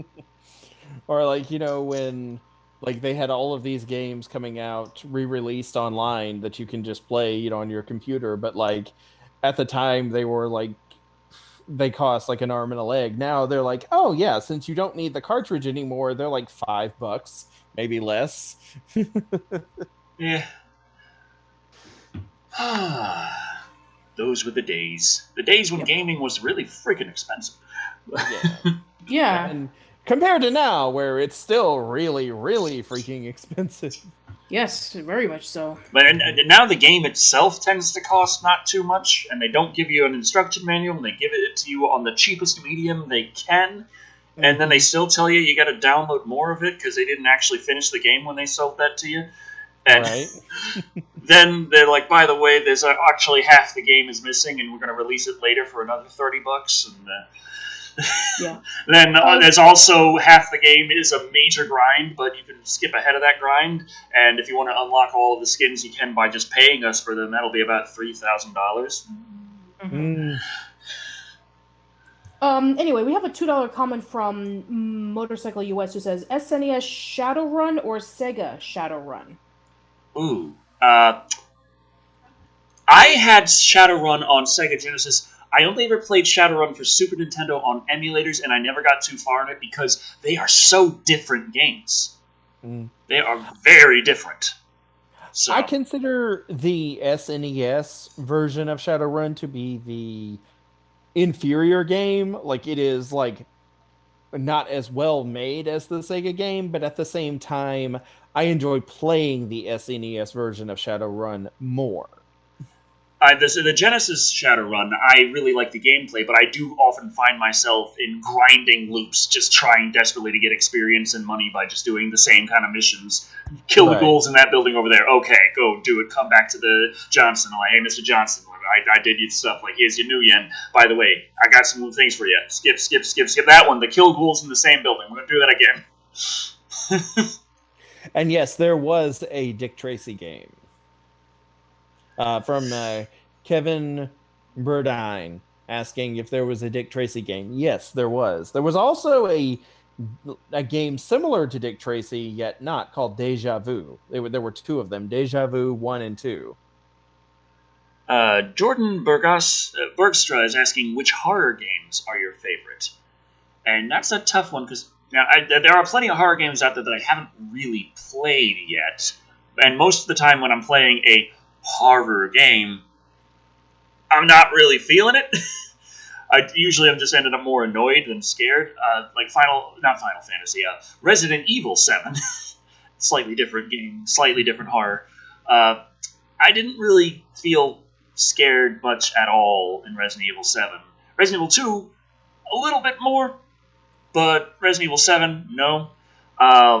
Alien Isolation did do a pretty good job, but when I set the difficulty too high, then I just got really annoyed at it. And then the game is really long, and towards the end, Amanda's just there freaking out because steam is shooting and she's falling down pits. I'm like, come on, you should be used to this by now. just get up. We gotta go. There's aliens everywhere. Right. I think two horror games that I can name that I'm really partial to are Resident Evil 2, the original version, and Silent Hill 1 and 2. Oh, yeah, Silent Hill 2. That was really damn good. Mm-hmm. Like Silent Hill 1 and 2, and then Resident Evil 2. Yeah. Now, Silent Hill 1 is also really damn creepy, but it's also pretty tough to play. Not because, difficulty, but, here's this weird mutant dog thing, and I need to turn 90 degrees to shoot it, and I'm trying... What is wrong with me? Whereas, Silent Hill 2, I never found the controls to be something that I was terrified of. But the world, yes. But it is a fun game, and it is a very creepy game. It has atmosphere. It is very effective at that. So, Patricia, are you still with us? Yeah, I'm still here. Okay, just making sure. What about you? Do you have a favorite horror game? I've always been intrigued by the Resident Evil games. I remember when I was first introduced to the first one. It was actually around the same time I was introduced to Dragon Ball Z. So I was over at my grandmother's house, and my cousin was over there, and he was setting up his PlayStation over at the TV, and he was playing a level of Resident Evil. I think it was at the point where they were going to the basement, defeating that giant snake. And, right, yeah. And I was so intrigued with it because I think that was the first time I ever saw the PlayStation. Because I don't recall anybody else having it at that point. I think he was one of the first people I knew who had it. And then he was like, I need to save this real quick because I need to watch Dragon Ball Z. And I was like, what's that? And then I got introduced to that. So, yeah.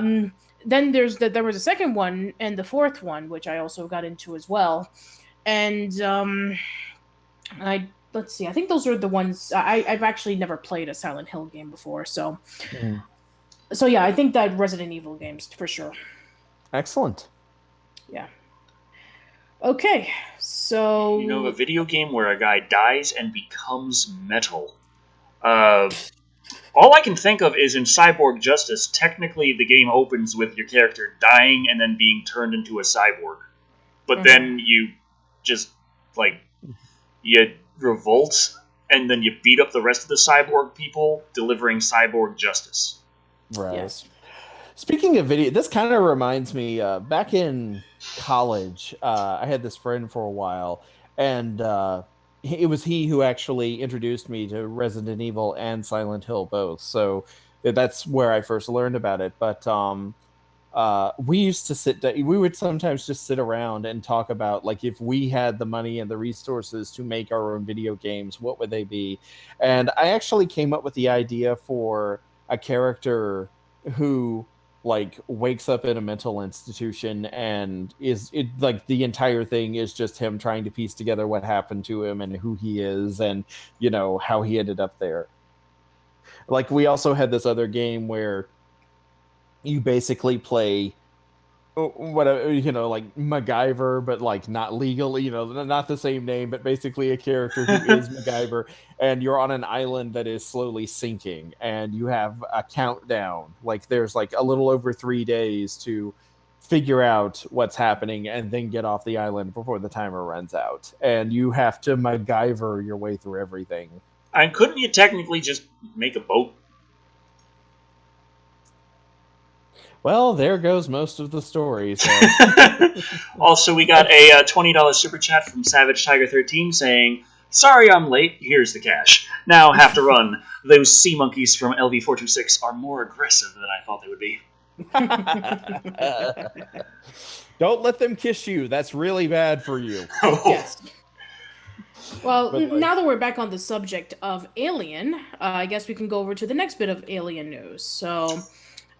This is one that actually was really interesting that I found out. So let me see if I can try to get that stupid share screen to work. Okay, here we go. And she's gone. I'm back. Okay. Don't leave me alone with him. It still doesn't work. Of course not. I'm not going to computer because I'm not going to do that. So here you go, Decker. Here's another one. Yay. Yay.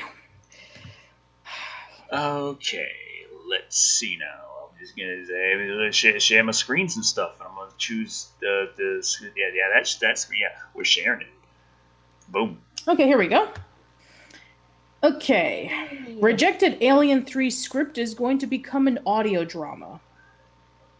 Awesome. Starring Michael Biehn. Yeah. Yeah. Hooray. Okay, so whose turn is it to read? I think it's mine. Okay, go ahead. Mm-hmm. There were a lot of scripts written for Alien 3 with writers like Eric Red, David, John Fasano, and Rex Pickett, all turning in drafts, but the one rejected draft that had gotten the most attention over the years is the one that was scripted by Neuromancer-authored William Gibson.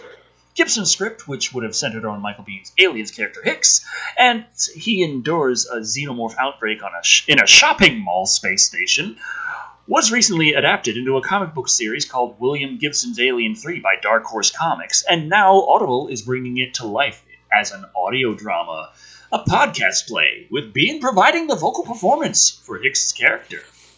This terrifying, cinematic, multicast dramatization, directed by the multi-award-winning Dirk Maggs, is the chance to experience William Gibson's untold story and its terrifying, claustrophobic, and dark encounters between humans and aliens as a completely immersive audio experience. The story begins with the Sulaco on his return journey from LV-426.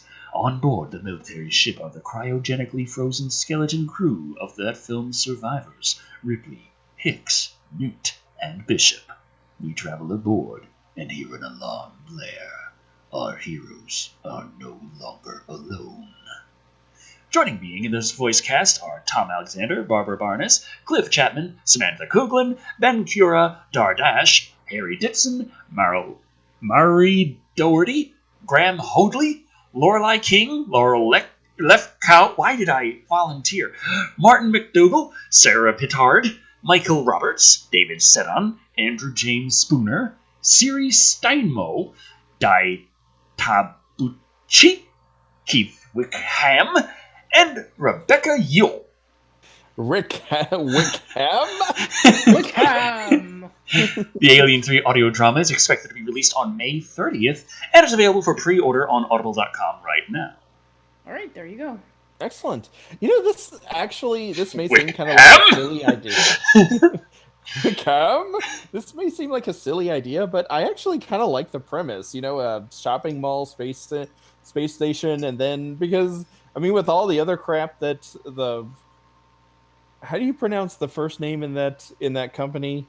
Help me out here. Weyland-Yutani. Weyland-Yutani, yeah, and you know, like with all the other crap that Weyland-Yutani had going on, space station shopping mall, yeah, I can believe that. Yeah, that makes sense. Yeah, and the idea of a shopping mall, but also a space station, you would have to have certain.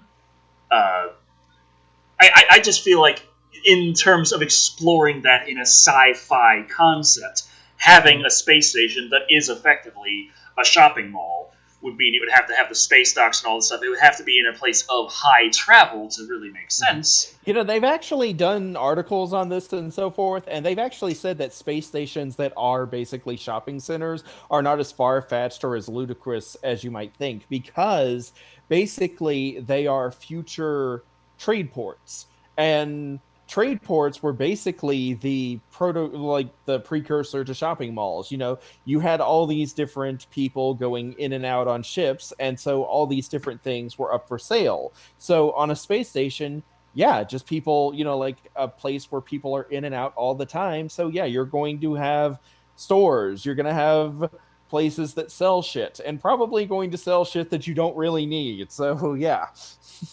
Yeah, and you know me and science fiction. I love when science fiction actually explores concepts that make sense in a scientific manner, not just, hey, we're in space and we got laser beams coming out of shit.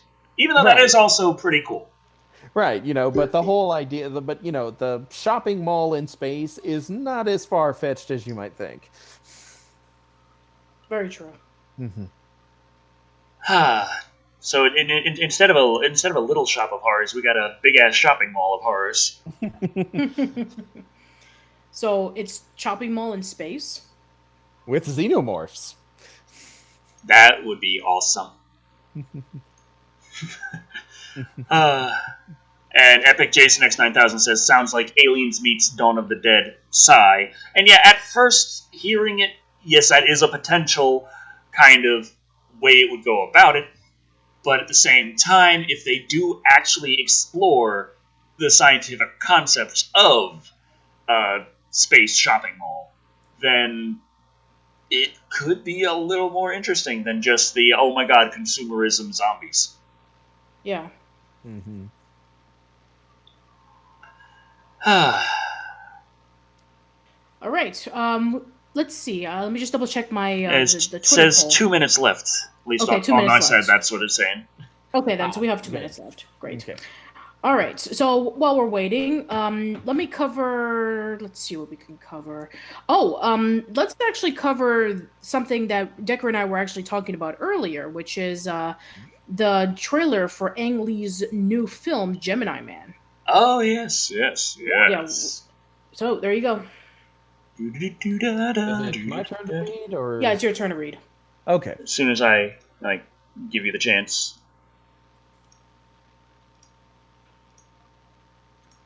There you go. There we go. Creepy. Okay. Gemini Man trailer. Will Smith battles his younger self. So wait, is this no. Okay. I'm like, is this going to be like Will Smith battles like himself back when he was a rapper in the early 90s? Is he battling himself as the Fresh Prince? Well, they gave him like almost a flat top. He's got a relatively level top. Will Smith is the star of the Ang Lee directed action film Gemini Man, in which the main character is a hitman being targeted by a younger clone of himself. Smith plays the older assassin Henry Brogan, 50, and the clone, Junior, 23, thanks to de-aging technology. Okay. Now, what I'm wondering is, did they shoot all the scenes with old Will Smith and then they injected him with the de-aging technology and filmed the scenes with young Will Smith? Or is it CGI?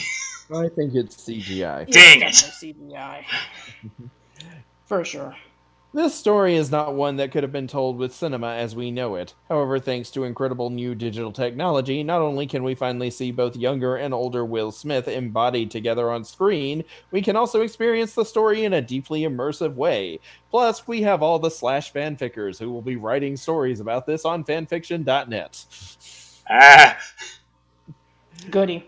It is my great fortune to be able to experiment and test the limits of what new digital cinema has to offer us. No less to be able to work with two Will Smiths, one beautifully sophisticated, the other exuberantly honest. The Oscar-winning director added that rapper-turned-actor playing both roles, magical. I feel like there's a word missing from that. The emotional and physical challenges of making this film have been the most demanding of my career, Smith said in the statement. Well, yeah. Ang is pushing the limits to give people an experience in the movie theater that you can't get anywhere else. This is not only an action film, but an exploration of what one's younger self can ultimately teach one's older self. Gemini Man opens in theaters on May 11th. I'm sure one of the hardest scenes for old Will Smith to film is the part where young Will Smith eats like a whole pizza and washes it down with a 2-liter of Mountain Dew. Yeah. And then old Will Smith is like, what the hell is wrong with you? Lupo Chilo says, if Will Smith gets any older, we'll have to start calling him Uncle Will. Oh, God damn it. Okay, you know what? That needs to be the Fresh Prince of Bel-Air for Netflix. Will Smith plays Uncle Will. Will Smith has grown up. He's become, he's become an old guy, and now he has to contend with like a nephew or a niece. I don't know. Yeah, exactly. Yeah, a niece. Let's make it a niece. Don't forget that. Remember that children's book of Fresh Prince of Bel-Air that we discussed about a while ago? That his character is now a girl, so it's going to be his niece, and it's going to be Uncle Will at Bel-Air. Yes. Yeah. Will Smith grew up, got married, is still living in Bel-Air, and and now he has a niece, and she is the Fresh Princess of Bel-Air. Bel-Air, yes. So not only promote Will Smith, but promote his book, because of course. And after the show ended, Willard, because that was his real name, Willard went on to become unlike his uncle who was a lawyer and later judge, he went on to be an actor and rap star. Yeah. But now he's retired from both, and now his niece, the Fresh Princess of Bel-Air, is moving in with him, and she's just as critical of him, air quotes, selling out as he was of the Banks family and them selling out back in the 90s. Yeah. Oh boy. Patricia, the poll has finished with 42 votes. Awesome. Okay. So coming in last place, we have at 7% Activision Blizzard. So yeah, I guess Disney wouldn't want to have to purchase the rights to Battlefield. All right, coming in at third place with 19% is Nintendo. So our Mickey Mouse Mario crossover is not going to happen. Coming in at second place with 21%, we have Ubisoft. So no Assassin's Creed starring Goofy. Nope, and no crossover with Rayman either. And finally, last but certainly not least, first place at 53%, we have EA. Yay. To be fair, EA does have a chokehold on sports games, and since Disney does own the rights to ESPN, I wouldn't be surprised if they would try to make a chokehold of every sports game and sports channel ever. So, sure, it's a match made in heaven. All right, everybody, thank you so much for all your votes. It's a match made in Disney. On the topic of the Will Smith movie, Gemini Man, the concept I wasn't sold on, because it just sounds like here's this cheap little hook, whatever. But like I was saying before, I like science fiction that actually explores the implications.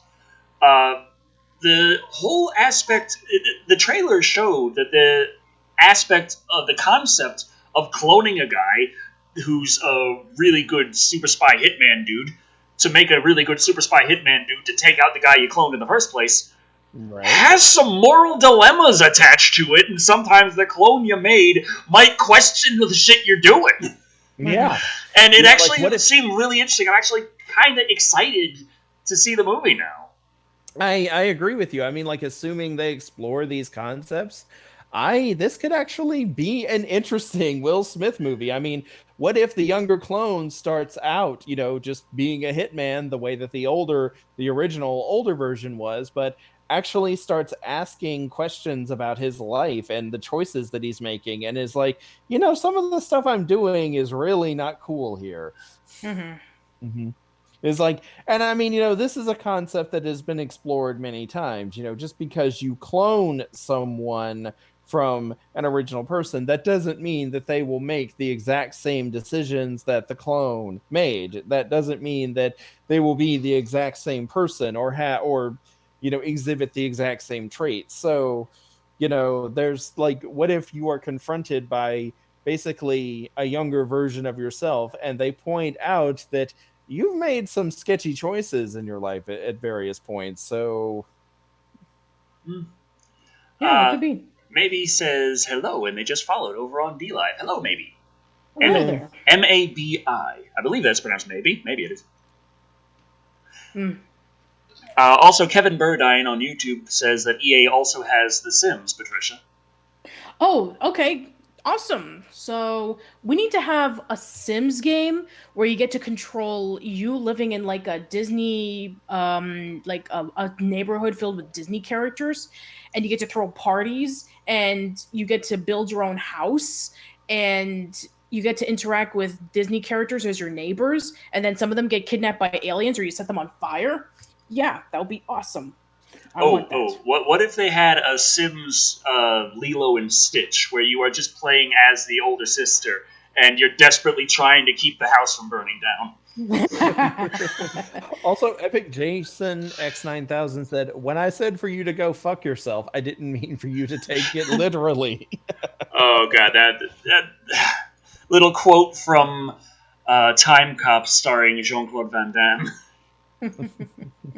Or wait, no, wait, sorry, that was a joke I made in the Time Cop review, that you could probably literally go fuck yourself, because the idea of you can't have the same matter in the same place when you're traveling through time is like, but your cells are always changing. It's not the same matter anymore. You could just go fuck yourself. That quote was from, Seventh Day, Sixth Day, what's it called? The one with Arnold Schwarzenegger. Sixth Day. The sixth day. Yeah, but the quote was actually, I told you to go screw yourself, even though earlier he told me to go fuck himself because PG-13.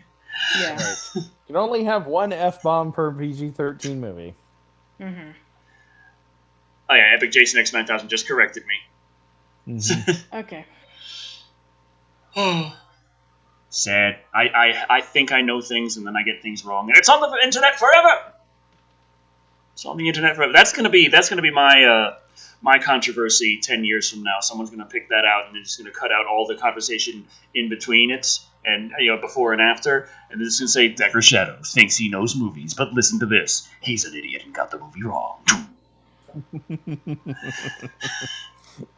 That'll be the next time we read our 4chan comments together. Oh, yay. No, that's going to be a controversy I'm just put in front of everything on the news. I'm going to be trending on Twitter for all the wrong reasons. All right, so let's go over to our next topic. So let's see what we got. Oh, this is actually really interesting. So, and what's it doing on this show, Patricia? What did I tell you about actual interesting topics of discussion? I know. But let's make an exception for this one. So, I just sent you the next article. So, okay. So, we did discuss about last year that John Travolta was being in a movie based off of a true story about a mafia leader by the name of Gotti, or was it Gotti? I don't know. But apparently that was meant to be kind of like his big comeback film, and it gotten like severely negative reviews, calling it like one of the worst movies that came out that year because it was trying to make him a severe mob crime leader sympathetic. So a lot of people really hated it. So now we have another shot of John Travolta trying to make his comeback with a movie called The Fanatic. It is a upcoming stalker thriller film directed by Fred Durst from Limp Bizkit. I'm not joking. All right, who wants to read this one? You see, you're using that word again, want. I guess I'll do this one. Okay. John Travolta's career, it looks like it desperately needs a second comeback. Or a third comeback. It needs more like a comeback. Maybe just a fourth or fifth. We thought it might happen with his excellent turn as O.J. Simpson's lawyer, Robert Shapiro. In 2016, The People vs. O.J. Simpson, American Crime Story. Ever since then, nada, zilch, zero. They really forgot about Gotti then. Yeah. Gotti, whatever. He goes through these periods, like it started happening in the 70s. Like he was a big name and then he just kind of petered out during the 80s, but in the 90s he had a comeback and so forth. So, His next project does sound fascinating. TMZ asked Travolta about The Fanatic, a film directed by Fred Durst, yes, of Limp Bizkit fame, and the actor had nothing but raves for his filmmaker. Maybe my favorite experience I've had. He's so generous and he's such an artist. And he allowed me to create a character that no one else would allow. Why does That this bother me? no one would allow that. That concerns me. Do you have any idea what kind of movies I've been watching lately? Also, when an actor starts speaking this generously to about a director, I'm like, eh, the best experience that Travolta ever had in a film directed by Limp Bizkit's frontman. The Fanatic is based on a real life experience that Durst had. The film is about an obsessed fan, played by Travolta, who begins stalking his favorite action film star, played by Devon Sawa. Remember him from Idle Hands and SLC Punk? I would rather not. Previously titled Moose, Bloody Disgusting is reporting that principal photography took place in Alabama. Oh, great. That's wonderful. So considering that. considering that I currently live there, so yeah. Well, if you see John Travolta walking around, Patricia, be sure to stalk him like a crazy fan. Well, maybe that's okay. Never mind. Maybe that's what they want me to do. Maybe I could actually get a job there. I don't know. That's what the movie people want you to do. Yeah, if I stalk him, that'll make John Travolta more relevant, and that movie will actually work. All right. But yeah, we actually, somebody actually did bring up an interesting comment. Lazaru, I'm sorry. Lazaru 101 says John Travolta tries to bank off on Zac Efron being Ted Bundy and fails miserably. Says Fred is such a cool guy, you guys. He has the most obsessed fans.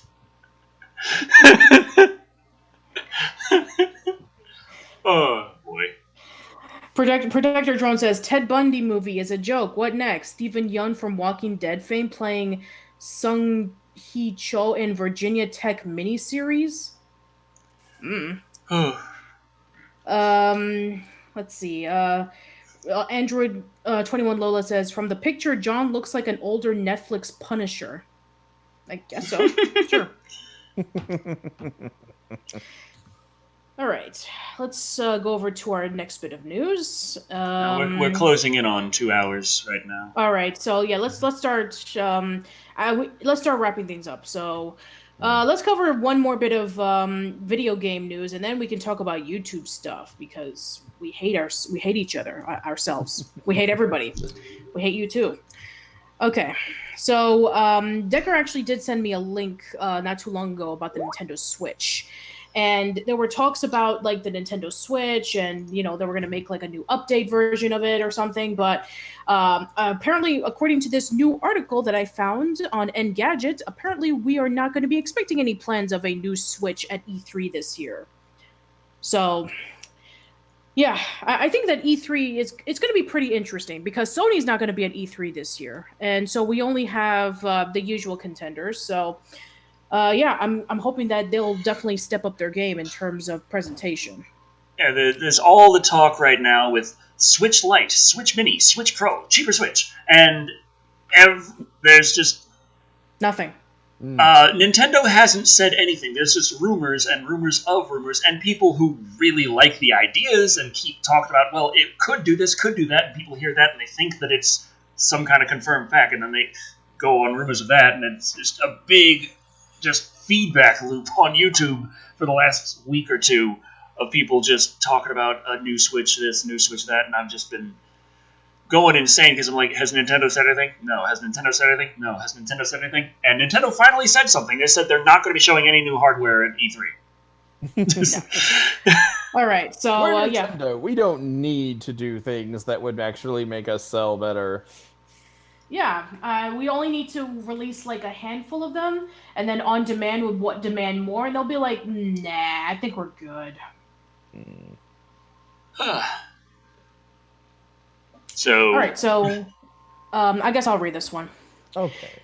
If you're waiting for a cheaper, kid-proof Nintendo Switch, bad news, the company won't reveal one at E3 this year. As a general rule, we're always working on new hardware and will announce it when we are able to sell it, Nintendo CEO Shuntaro Furukawa told reporters in Osaka today, but we have no plans to announce that at this year's E3 in June. His comments refute a Bloomberg report that suggests that a new, more affordable Switch will be released at the end of June. Technically, it could be revealed later in the month, but after E3, but that seems unlikely. A more powerful Switch console had been rumored for some time. Yesterday, Bloomberg suggested it was no longer on the cards, but that a modest upgrade will come out this year. One thing is for certain, Nintendo needs some kind of new hardware to continue the Switch's momentum. How is that certain? The Switch's momentum is still pretty freaking high. I don't know. I don't know. The company has sold 34.74 million consoles to date, an impressive feat, but only shifted 2.47 million last quarter, down from 2.9 million a year ago. No, New games no, like no. It's pause. Okay. it's okay. New games like Super Mario Maker 2, Fire Emblem 3 Houses, and The Legend of Zelda Link's Awakening will help drive hardware sales, but only for people who don't already own a Switch. Okay. I mean, that is to be fair. I mean, I'm sure that with E3 coming up, we will be expected to see some brand new games that'll get people to buy a Switch. It happened with Odyssey and Breath of the Wild. Yeah, when it comes to all the Switch hardware rumors and stuff, it's the frustrating thing to me is like the more you think about it, the less sense it makes. Now, Nintendo could still pull something out. They've said we're not doing anything like that before, and then they've done exactly what they were being told about. Like everyone's talking about, they're pointing out, well, with Nikkei, they're saying that it's still coming, and Nikkei was right about the 3DS XL. It's like, well, yeah, but that was after the DS Lite XL and the DSi XL, and so it kind of made sense that a 3DS XL was going to come, because they've done that kind of thing twice before. But, like, hardware revisions of their consoles, their home consoles, never really happened. Ever. And the thing with everyone thinking, like, everyone thinks that a Nintendo Switch Lite, a Nintendo Switch Mini, would make perfect sense because it would be affordable and cheaper and little kids could have it and not break it as easily. And it's like, but it would be completely incompatible with everything out there. All those Labo kits for kids can't use the Mini Switch, especially if you can't take the Joy-Cons out of it. All the Nintendo Labo VR that just came out that was no head strap in it, so that the age rating could be even lower, that has an optional mode that has it so you don't even use stereoscopic 3D in it, so the age rating could get even lower. That thing that they just made, that is doing really well, and it's specifically for little kids. This is a little kids VR system. Suddenly it's not going to be compatible with the new Switch that's designed for little kids. It's just like, something just doesn't add up right here. And then the idea of a Switch Pro, I mean, there were Pro systems this generation with the PS4 Pro and the Xbox One X, but the idea of a Switch Pro specifically, whenever people talk about it, they always talk about going to have a Switch Pro, and there are going to be Switch Pro exclusive games, because I want these AAA games to come to the Nintendo Switch. And they're not all of them are coming, so it must be because of the power. The power has to be what's holding it back, not the fact that Borderlands just came out on everything but the Switch. That Xbox 360 game, I guess the Switch just isn't powerful enough for it, while the Switch is powerful enough for Mortal Kombat 11. But ignore things like this, please. It kind of flies in the face of the points we're trying to make here. Pay no attention to that man behind the curtain. A Switch Pro would get all of the AAA games, even though a Switch Pro would necessarily be a new SKU. And if you want to have an exclusive AAA game, an exclusive AAA third-party game for the Switch Pro, the Switch Pro's user base by itself would have to be where all of it goes. The 30 million Switches sold, that doesn't matter. You're talking about, I'm going to release a AAA game that's expensive as hell and needs a lot of sales to make it worth porting for the system to an SKU that has about, 3 million sold on it? More or less. Right. It doesn't really make sense. It makes more sense to release Mortal Kombat 11 like they did for the Switch on a lower graphical level, but keeping the gameplay the same. Say, hey, you have this game, it's on the Switch, it's right here. That makes sense. Right. And it really frustrated me with Borderlands 1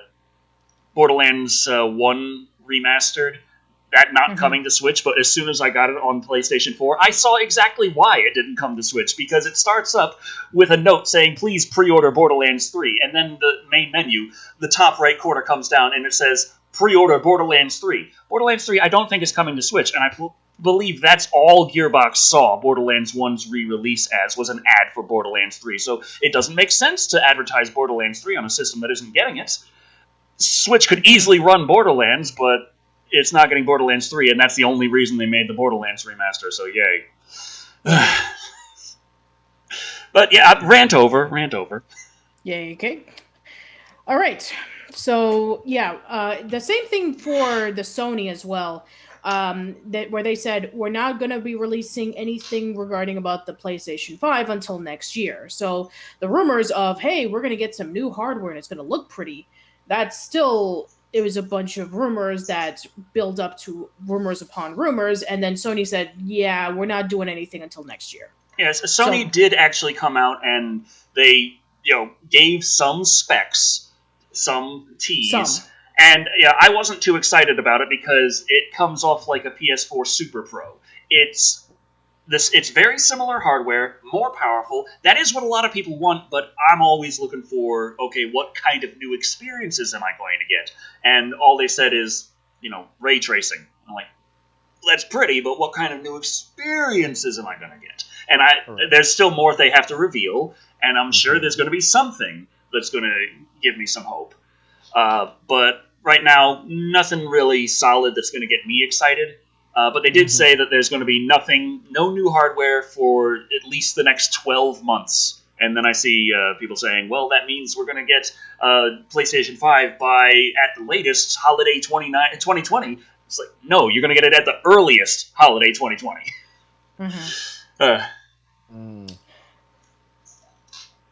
Anthony Watson says, the summer of Harry Potter. That'd be interesting. Oh, boy. Kevin Burdine says, Decker Shadow, did you ever review Joe's Apartment? No, can't say I did, and I'm trying to remember which apartment movie that is, because it's like, I think it's the one with the cockroaches. Yeah, I was thinking that too. The one with the talking cockroaches. Where they were like, we had all these cockroaches, we had real cockroaches, but don't worry, none of them were harmed in the making of the movie. Every cockroach survived. They just kind of released them into the wild, I guess. Yeah, I guess so. Or the apartment next door. All right, so yeah, let's get into some YouTube news because, of course. All right, this one I'm actually really curious because how Instagram and YouTube disrupt child labor laws. Considering that over the past couple of months we have been discussing about this Ryan, kid who does a bunch of like toy unboxings and toy reviews, and he has more subscribers and views than PewDiePie, and he's going to have his own series on Nickelodeon. So is that considered to be, is that considered to be a child labor law? That, he's working for money as opposed to working for fun? So let's take a look to see what it says. Okay, Creepy, I think it's your turn. It's not play if you're making money. How Instagram and YouTube disrupt child labor laws. Yay. Kidfluencers are earning millions on social media, but who owns that money? By Julia Carey Wong.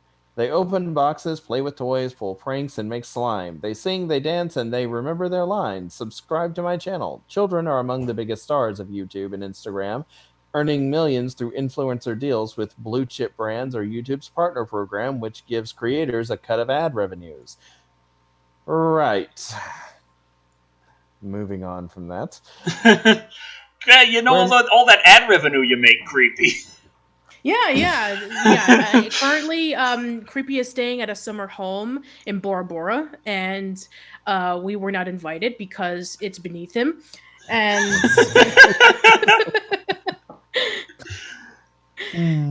And Decker is sitting on a gold throne. And yes. I'm drinking from a diamond-plated chalice, because of course I am. That reminds me, Dobby broke my live and wired mug. Little babies. Where network television gave us Mary Kate and Ashley Olsen. Oh yeah, that's a great comparison. Bring up the twins. Bring up, the one that bring up the twins. One of whom had a serious drug problem, And one went through bulimia, or was that right? anorexia? I was going to say I almost said bulimia, and I was like, no, wait, it wasn't bulimia. It was a drug problem. Oh, okay. So apparently, one had bulimia, the other had a serious drug addiction. Yeah. Social media produced identical twins, Alexis and Ava McClure. Macaulay Culkin's $1 Million Mug has given way to the toothy grin of Ryan, a 7-year-old whose toy reviews made him the highest paid YouTube star of 2018. The child of actors' niche once occupied by the likes of Drew Barrymore is now filled with starlets such as 6-year-old Everly Rose, whose adorable antics are a key attraction to her parents' massively popular YouTube vlogs. But while today's child stars can achieve incredible fame and fortune without ever setting foot in a Hollywood studio, which I don't really see the downside to that statement at all, considering Hollywood, they may be missing out on one of the less glitzy features of working in the Southern California-based entertainment industry, the strong child labor laws for performers in the country. Mm-hmm. Because Hollywood has never, ever, ever, ever, ever violated those laws. Kids working in Hollywood always get plenty of breaks, and they are very well-adjusted individuals when they grow up. That's how it just is. Those laws, which were designed to protect child stars from exploitation by both their parents and their employers, are not being regularly applied to today's pint-sized celebrities, despite the fact that major platforms, YouTube and Instagram, are based in California. The situation is a bit like Uber, but for child labor. What? I think that they don't understand the references that just don't work outside of their own little bubbles. Yeah. With a disruptive technology upending markets by, amongst other things, sidestepping regulation. And here we go, what it's really about. It's about the fact that tech is upending markets. Okay. Yeah. Now, former child actors and legal experts are speaking out in hopes that parents and platformers change their practices or lawmakers and regulators get involved. I don't care if it's simply unboxing presents. That's work. Oh, okay. So I'm thinking like, wait. So, not very long ago, I was just getting, quite largely shamed by a lot of these same blog sites. This is on theguardian.com. Yes. Majorly shamed for not really working and pulling in so much like respect and cash.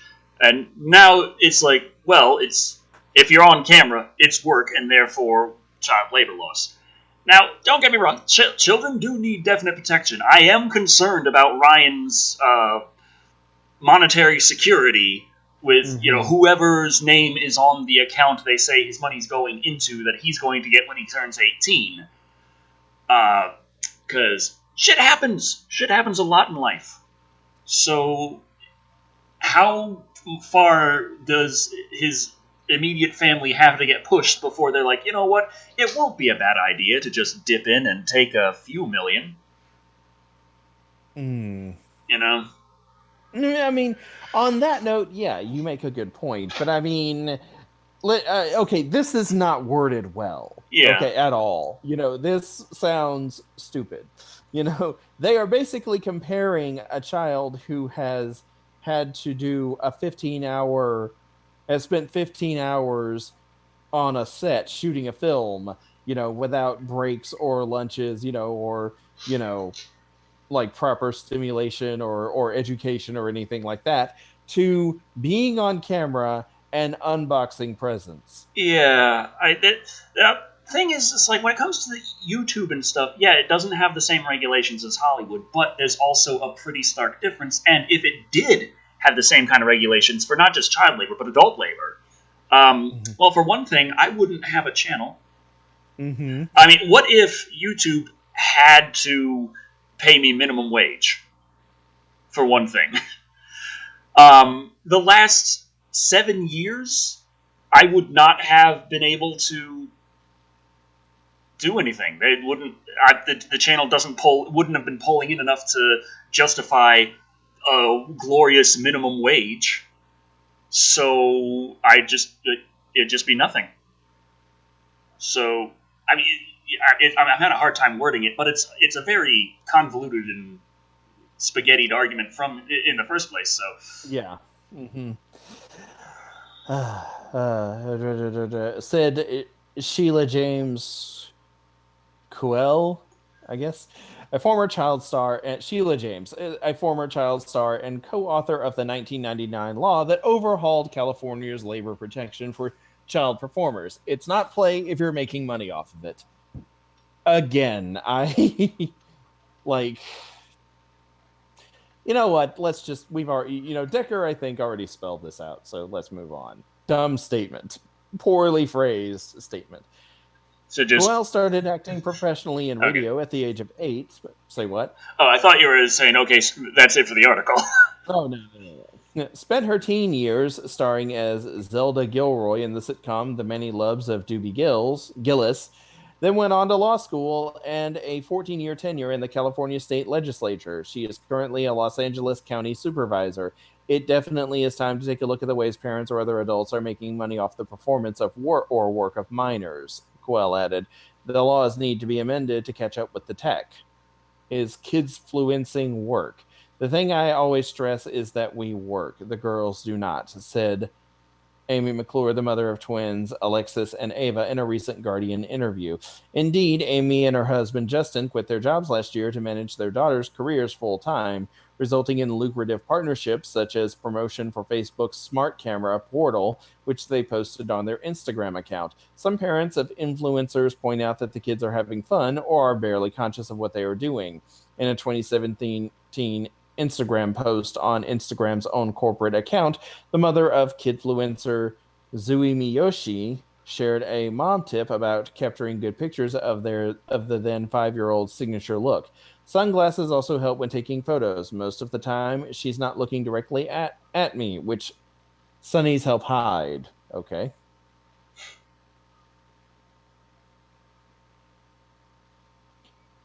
B. Fisher, the mother of 3 Instagram famous boys, told Wired if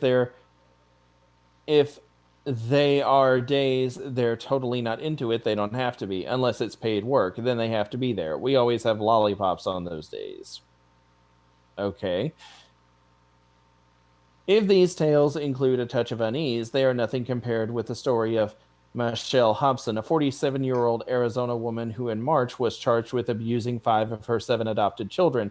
The details of the abuse, beating, pepper spraying, molesting, and starving children aged 6 to 15 are horrific. No kidding. The alleged motivation is chilling. All the children made mention of having to participate in their mom's YouTube channel called Fantastic Adventures, where she had over... I'm pretty sure that, beating, pepper spraying, molesting, and starving kids is not part of YouTube's community guidelines. Right, and as in, they're against it. You can't do that, so that would be something that they're doing, themselves, not because... It would be this person is just fucked up on their own. That would be bad no matter whether YouTube channels were involved or not. And it's like if you have a little regulation, a minimum wage, mandatory break and stuff, I'm pretty sure that this person would have still been abusing their kid. Right.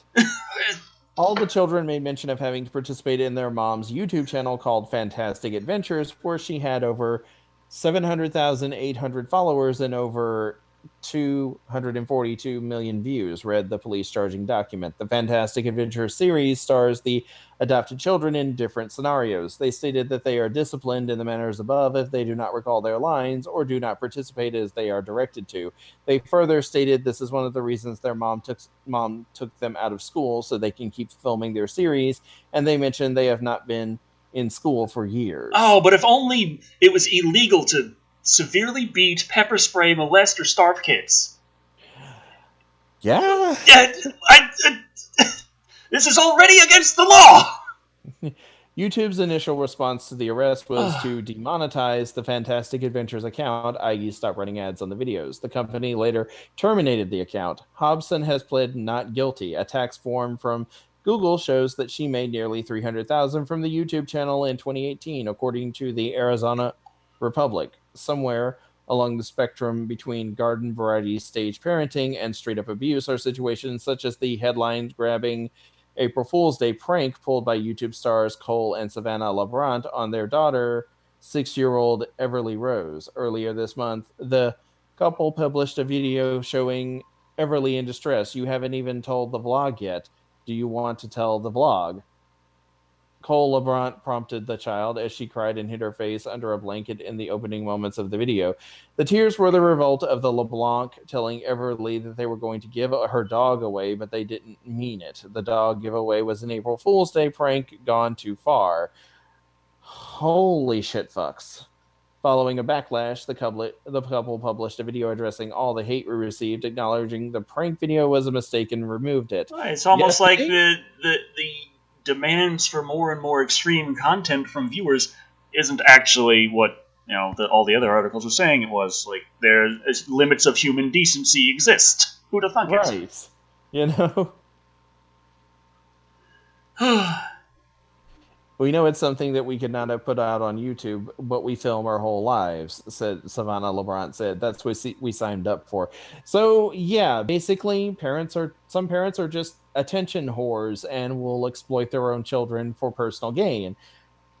This is not really anything new.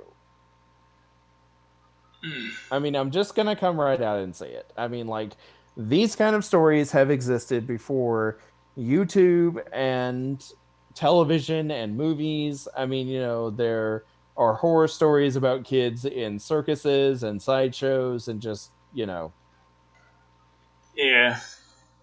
Yeah, which is unfortunate. Mm-hmm. I mean, okay, now to be clear, I'm not saying that makes it okay. That's not where I was trying to go here. Yeah. This is not new. And okay, maybe there does need to be a little bit more, maybe, something needs to be done, but I'm not really sure. I'm still not convinced that what they're proposing here is the way to go. Mm-hmm. Yeah. It's like they have the very extreme examples, but the thing is, there's stuff that's already illegal for the most part. Yeah. So, like, none of these things would be cool whether they... whether YouTube or the internet were involved or not, all of these things would be pretty horrible. So, yeah. You know what? I think I'm done. Right. All right. Should we, read something else to kind of wash that bitterness away? Yeah. Well, there is one last bit in the title card that you might have missed because it's kind of hidden, just like it was in the trailer. Yeah. On the bottom right-hand corner, do you see that? I don't, because I'm not looking at the title card. All right. Let me see if I can find it. Hold on. I'm going to pull it up right now. Let's see. Let me take a look. In terms of... Okay, bottom right. Okay. Yes, that's right. That is the last one, isn't it? All right, let's talk about that one as well. Let me see if I can find that article. Right, I'm just going to give a quick word on the child labor laws in association with YouTube and the whole YouTube presenters and such. The tech, the kind of internet personality thing is a new kind of occupation that really wasn't sort of perceived not very long ago, and similar, in my opinion, to the way the Industrial Revolution changed a lot of the ways in which people tended to work, and that's really where a lot of the child labor laws came from, because a lot of factory work was a hell of a lot more dangerous, and the idea of just people in those kinds of conditions and there not being any kind of real overarching regulation to protect people from things like oh, if your hair gets caught in this machine and it just rips your head off, oh well. Yeah, that was a problem back then. So they had a lot of added regulations to kind of mitigate that, where you could still have your factories, you could still make stuff, but if it's very dangerous and people are going to be losing their fingers and stuff frequently, you got to do some shit about that. Right. So, I mean, there are a lot of things going, and yeah, parents exploit children if they're bad parents, and there are bad parents out there. And yeah, but a lot of the examples of these poor kids, they're dealing with this, that, and that from the parents. A lot of the this, that, and that they're dealing with is stuff, like I said, that was already illegal. There are things that are problems I see in there, but a lot of the problems I see are generally the problems I have to deal with, of course. That's what you notice first. And like it's in terms of the disregard for what in most other situations would be considered the guaranteed human rights of people. If you're an online creator, the platform can say, fuck it, you don't need any of that. Your expression, who gives a damn about that? Your right to privacy, your personal rights to be presumed innocent and have to be proven guilty. Fuck that shit. You're just guilty. Who cares? We don't have to prove anything. Right. There are problems. There are certainly problems. And things need to be... There needs to be things that happen to try and make the situations better for everyone involved. But the thing with a lot of these hit pieces is it's just an annoying kind of tug of war between the old media and the new. So the new media does need to improve from where it is, but the old media can't destroy it and just take its place again. It's never going to happen. The new media is here to stay. It's going to be. It's what it is. So, yeah, I just see pieces from The Guardian like that as not particularly helpful. Okay, rant over. Yeah. I mean, I feel like this is more an attempt to shit stir, like to incite a panic, basically. Yeah. Deck of Decks says, if I play baseball with my kid, film it, and put it on YouTube, is it child labor? I mean, and that pretty much is the point. Like, if you do this kind of thing, and if they write the child labor laws as they're writing them now, then that means technically you have exploited your children instead of just, recorded you having fun with your kid and then put it online to show to relatives, to say, hey, I was doing this with my kid and this is the video we made of it. Yeah, so that dancing baby video from way back when, where he's dancing to a song on the radio and then that got hit with copyright claims and that became a big court case and everyone was all crazy about that. You see, that's what they did wrong. It was never... They shouldn't have brought it to copyright court. They should have brought them to child labor court. that dancing baby... You're exploiting that baby and putting him through harsh working conditions. I have him filling him by dancing and filming when they dance to the radio anyway, and putting that online. You monster. So, Patricia? Yes. Okay, I was just wondering if you. Yeah, I'm still here. Okay. Mm-hmm. I'm trying to find that article, but I can't seem to find it. Let me see if I can. Yeah. Well, this is. I mean, I'm kind of curious. Like, Decker thinks he can find the article when Patricia can't. How exactly? I mean, it is possible. I mean, we've all seen him in the openings to Live and Wild. Yeah, that's right. It wasn't in the news sheet. It was from all the stuff that you sent earlier. Okay. So it was culled out, but I put it in the title card anyway. I might as well pull it out anyway because it is. I mean, you did put it in there anyway, so I'm gonna try to find it. Hold on. There it is. Okay. Yeah. I mean, you might as well just read it anyway. Okay. So, J.J. Abrams confirms that Emperor Palpatine's... No, ad. Go away. Stop. With your sound. No, I'm gonna... No. Ah! So there we go. Like I said. So there we go. This is why we need Patricia to screen share too. Yeah. I'm telling you, for some reason, it doesn't work for me. Okay, so J.J. Abrams confirms Emperor Palpatine's return in Star Wars: The Rise of Skywalker. Yes. Well, it's official. That uncanny, haunting cackle at the end of the trailer for Star Wars: The Rise of Skywalker does indeed confirm that Emperor Palpatine is back, and J.J. Abrams couldn't be happier that the big reveal wasn't spoiled beforehand, except it's in the trailer. I mean, it's like having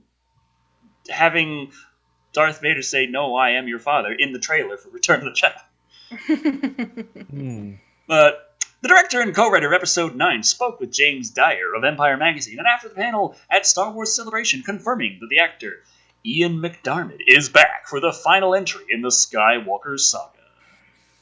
Everything is proceeding as I have foreseen.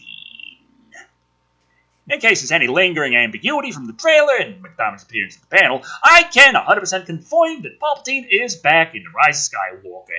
As I just asked JJ, he's thrilled and slightly incredulous that McDiarmid's presence on set didn't leak. The fact that such a monumental secret was kept from fans is no small feat, especially in the age of spoilers dominating discussion on social media. But with McDiarmid set to return, the speculation engines will start revving up. The actor himself appeared on stage at the end of the trailer, leaving the little doubt to his involvement. After Palpatine's iconic laugh closed out the trailer, McDiarmid, in his gravelly Palpatine voice, simply declared, "Roll it again," prompting cheers from the audience before the trailer played once again. We have no idea why the Sith Lord has returned, but we'll likely learn more in the months leading up to the premiere. He's probably, at this point in time, Palpatine is already so old at this point, I assume he's just kind of not all there anymore, and he just plays the trailer over and over. That's what evil does to you.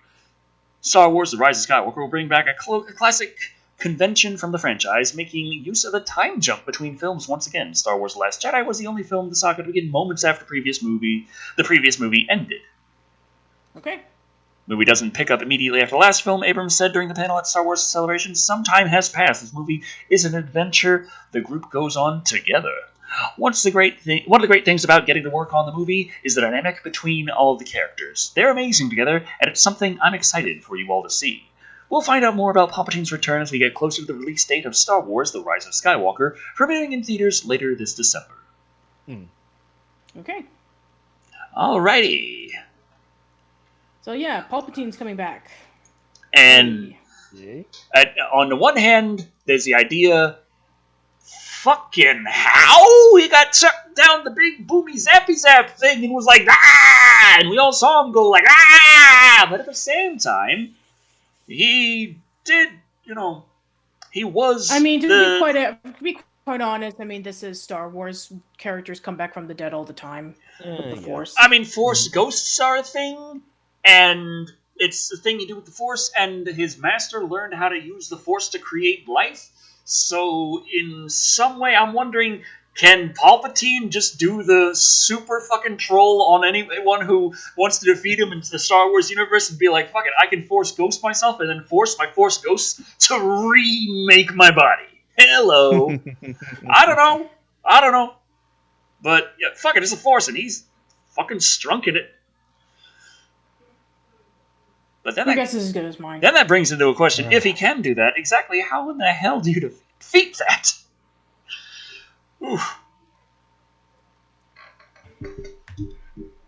Okay, no one of importance says Palpatine is back, and I'm out. Fuck episode 9. Well, that's a great way to end things off. I think so too. So, Patricia, what have you got going on? Let's see. New episode of Dream Machine will be coming out. New episode of my podcast, Casual Chats. And now that May is approaching, and I will definitely have some free time because I will be finished with school. So awesome. I'll be back to doing some videos. So yay. Excellent. Okay. Okay.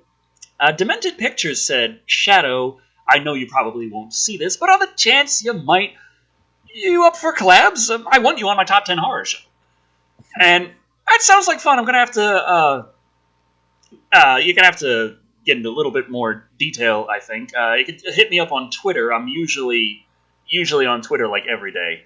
Mm-hmm. So, like Facebook, a lot of people try to contact me on Facebook, and I generally try to avoid Facebook because most of my time on Facebook is spent hating it.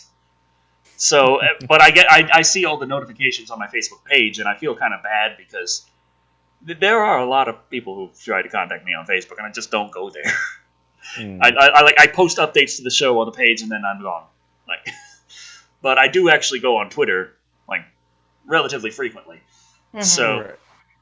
But what I'm working on, well, I was planning on doing I Spit in a Grave 2, but there have been some really, really heavy things going on in my life recently, so... Motorcycle US dropped $2 saying, decorating comics, he went into clone bodies. Oh, okay, that would probably do it then. Yeah. Sure, that clone makes bodies. sense. That makes sense. Yeah. Yeah, he did order the making of the clones and shit. So Right. it might make sense for him to happen to have some spares just in case that he could force ghost his ass back into and be like, ah. Right. Huh? Pretty much. Yeah, I can see that. I did try to contact you on there. Oops. Well, now I look like an asshole. Mm-hmm. Try again. Hopefully I'll catch the notification this time.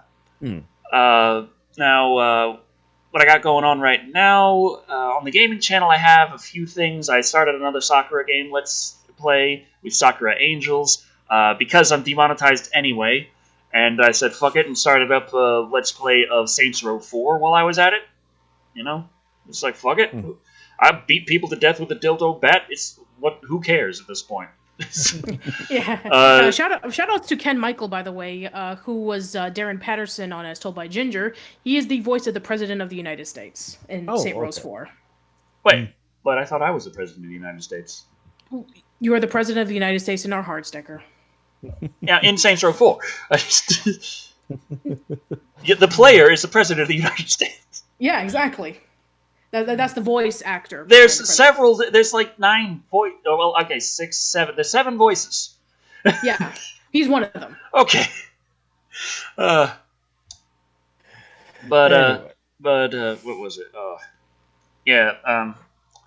So when it comes to the game channel, I also put up a video recently on the Labo VR because I did try the Super Mario Odyssey and the Zelda Breath of the Wild Labo VR presentations. Super Mario, say, extremely short, but fun. It works, but it's very easy. But, considering it's a little free update, it's just a bonus. Not bad. Mm-hmm. Legend of Zelda is the entire game in VR, and boy, does it not fucking work.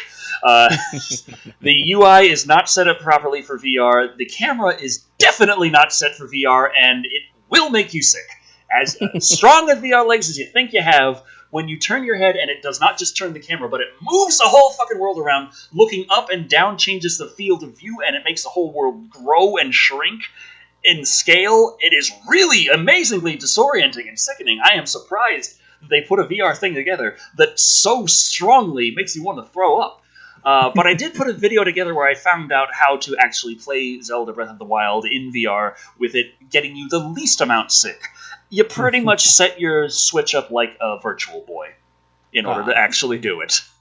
Oh, good, Nintendo. Remind us of that little thing. But yeah, I'm not going to be doing I Spit in a Grave 2 next. I don't know when the next time I'm going to get a video out is because I've got a lot of things coming up soon that is really, really bad. This show I figured I could do because we're talking about news stuff. News articles and things, and I was right, fortunately, but still have to cut it a bit short. I'm just going to have a really, really bad time, and the next few days are going to be extremely hard, and I don't know when I'm going to be able to actually concentrate and actually write out a script and get everything actually done again. But the next movie I have planned to review is Batman Ninja, something a little more pleasant than I Spit on Your Grave. Mm-hmm. Have you heard of that one, Creepy? Batman Ninja? Yes, I have. Mm-hmm. Oh, cool. So, what do you got coming up? I have a new X-Men review coming up, and I have also got a entirely new television series for Midnight Wing Theater that I will begin reviewing. Yeah, for those of you who have been following me on Midnight Wing Theater, it is time for us to tackle Lex. I'm going to pretend I know what that is. Lex was a 1997 science fiction series. It was a co-production between Germany and Canada with a little bit of extra additional funding from Britain.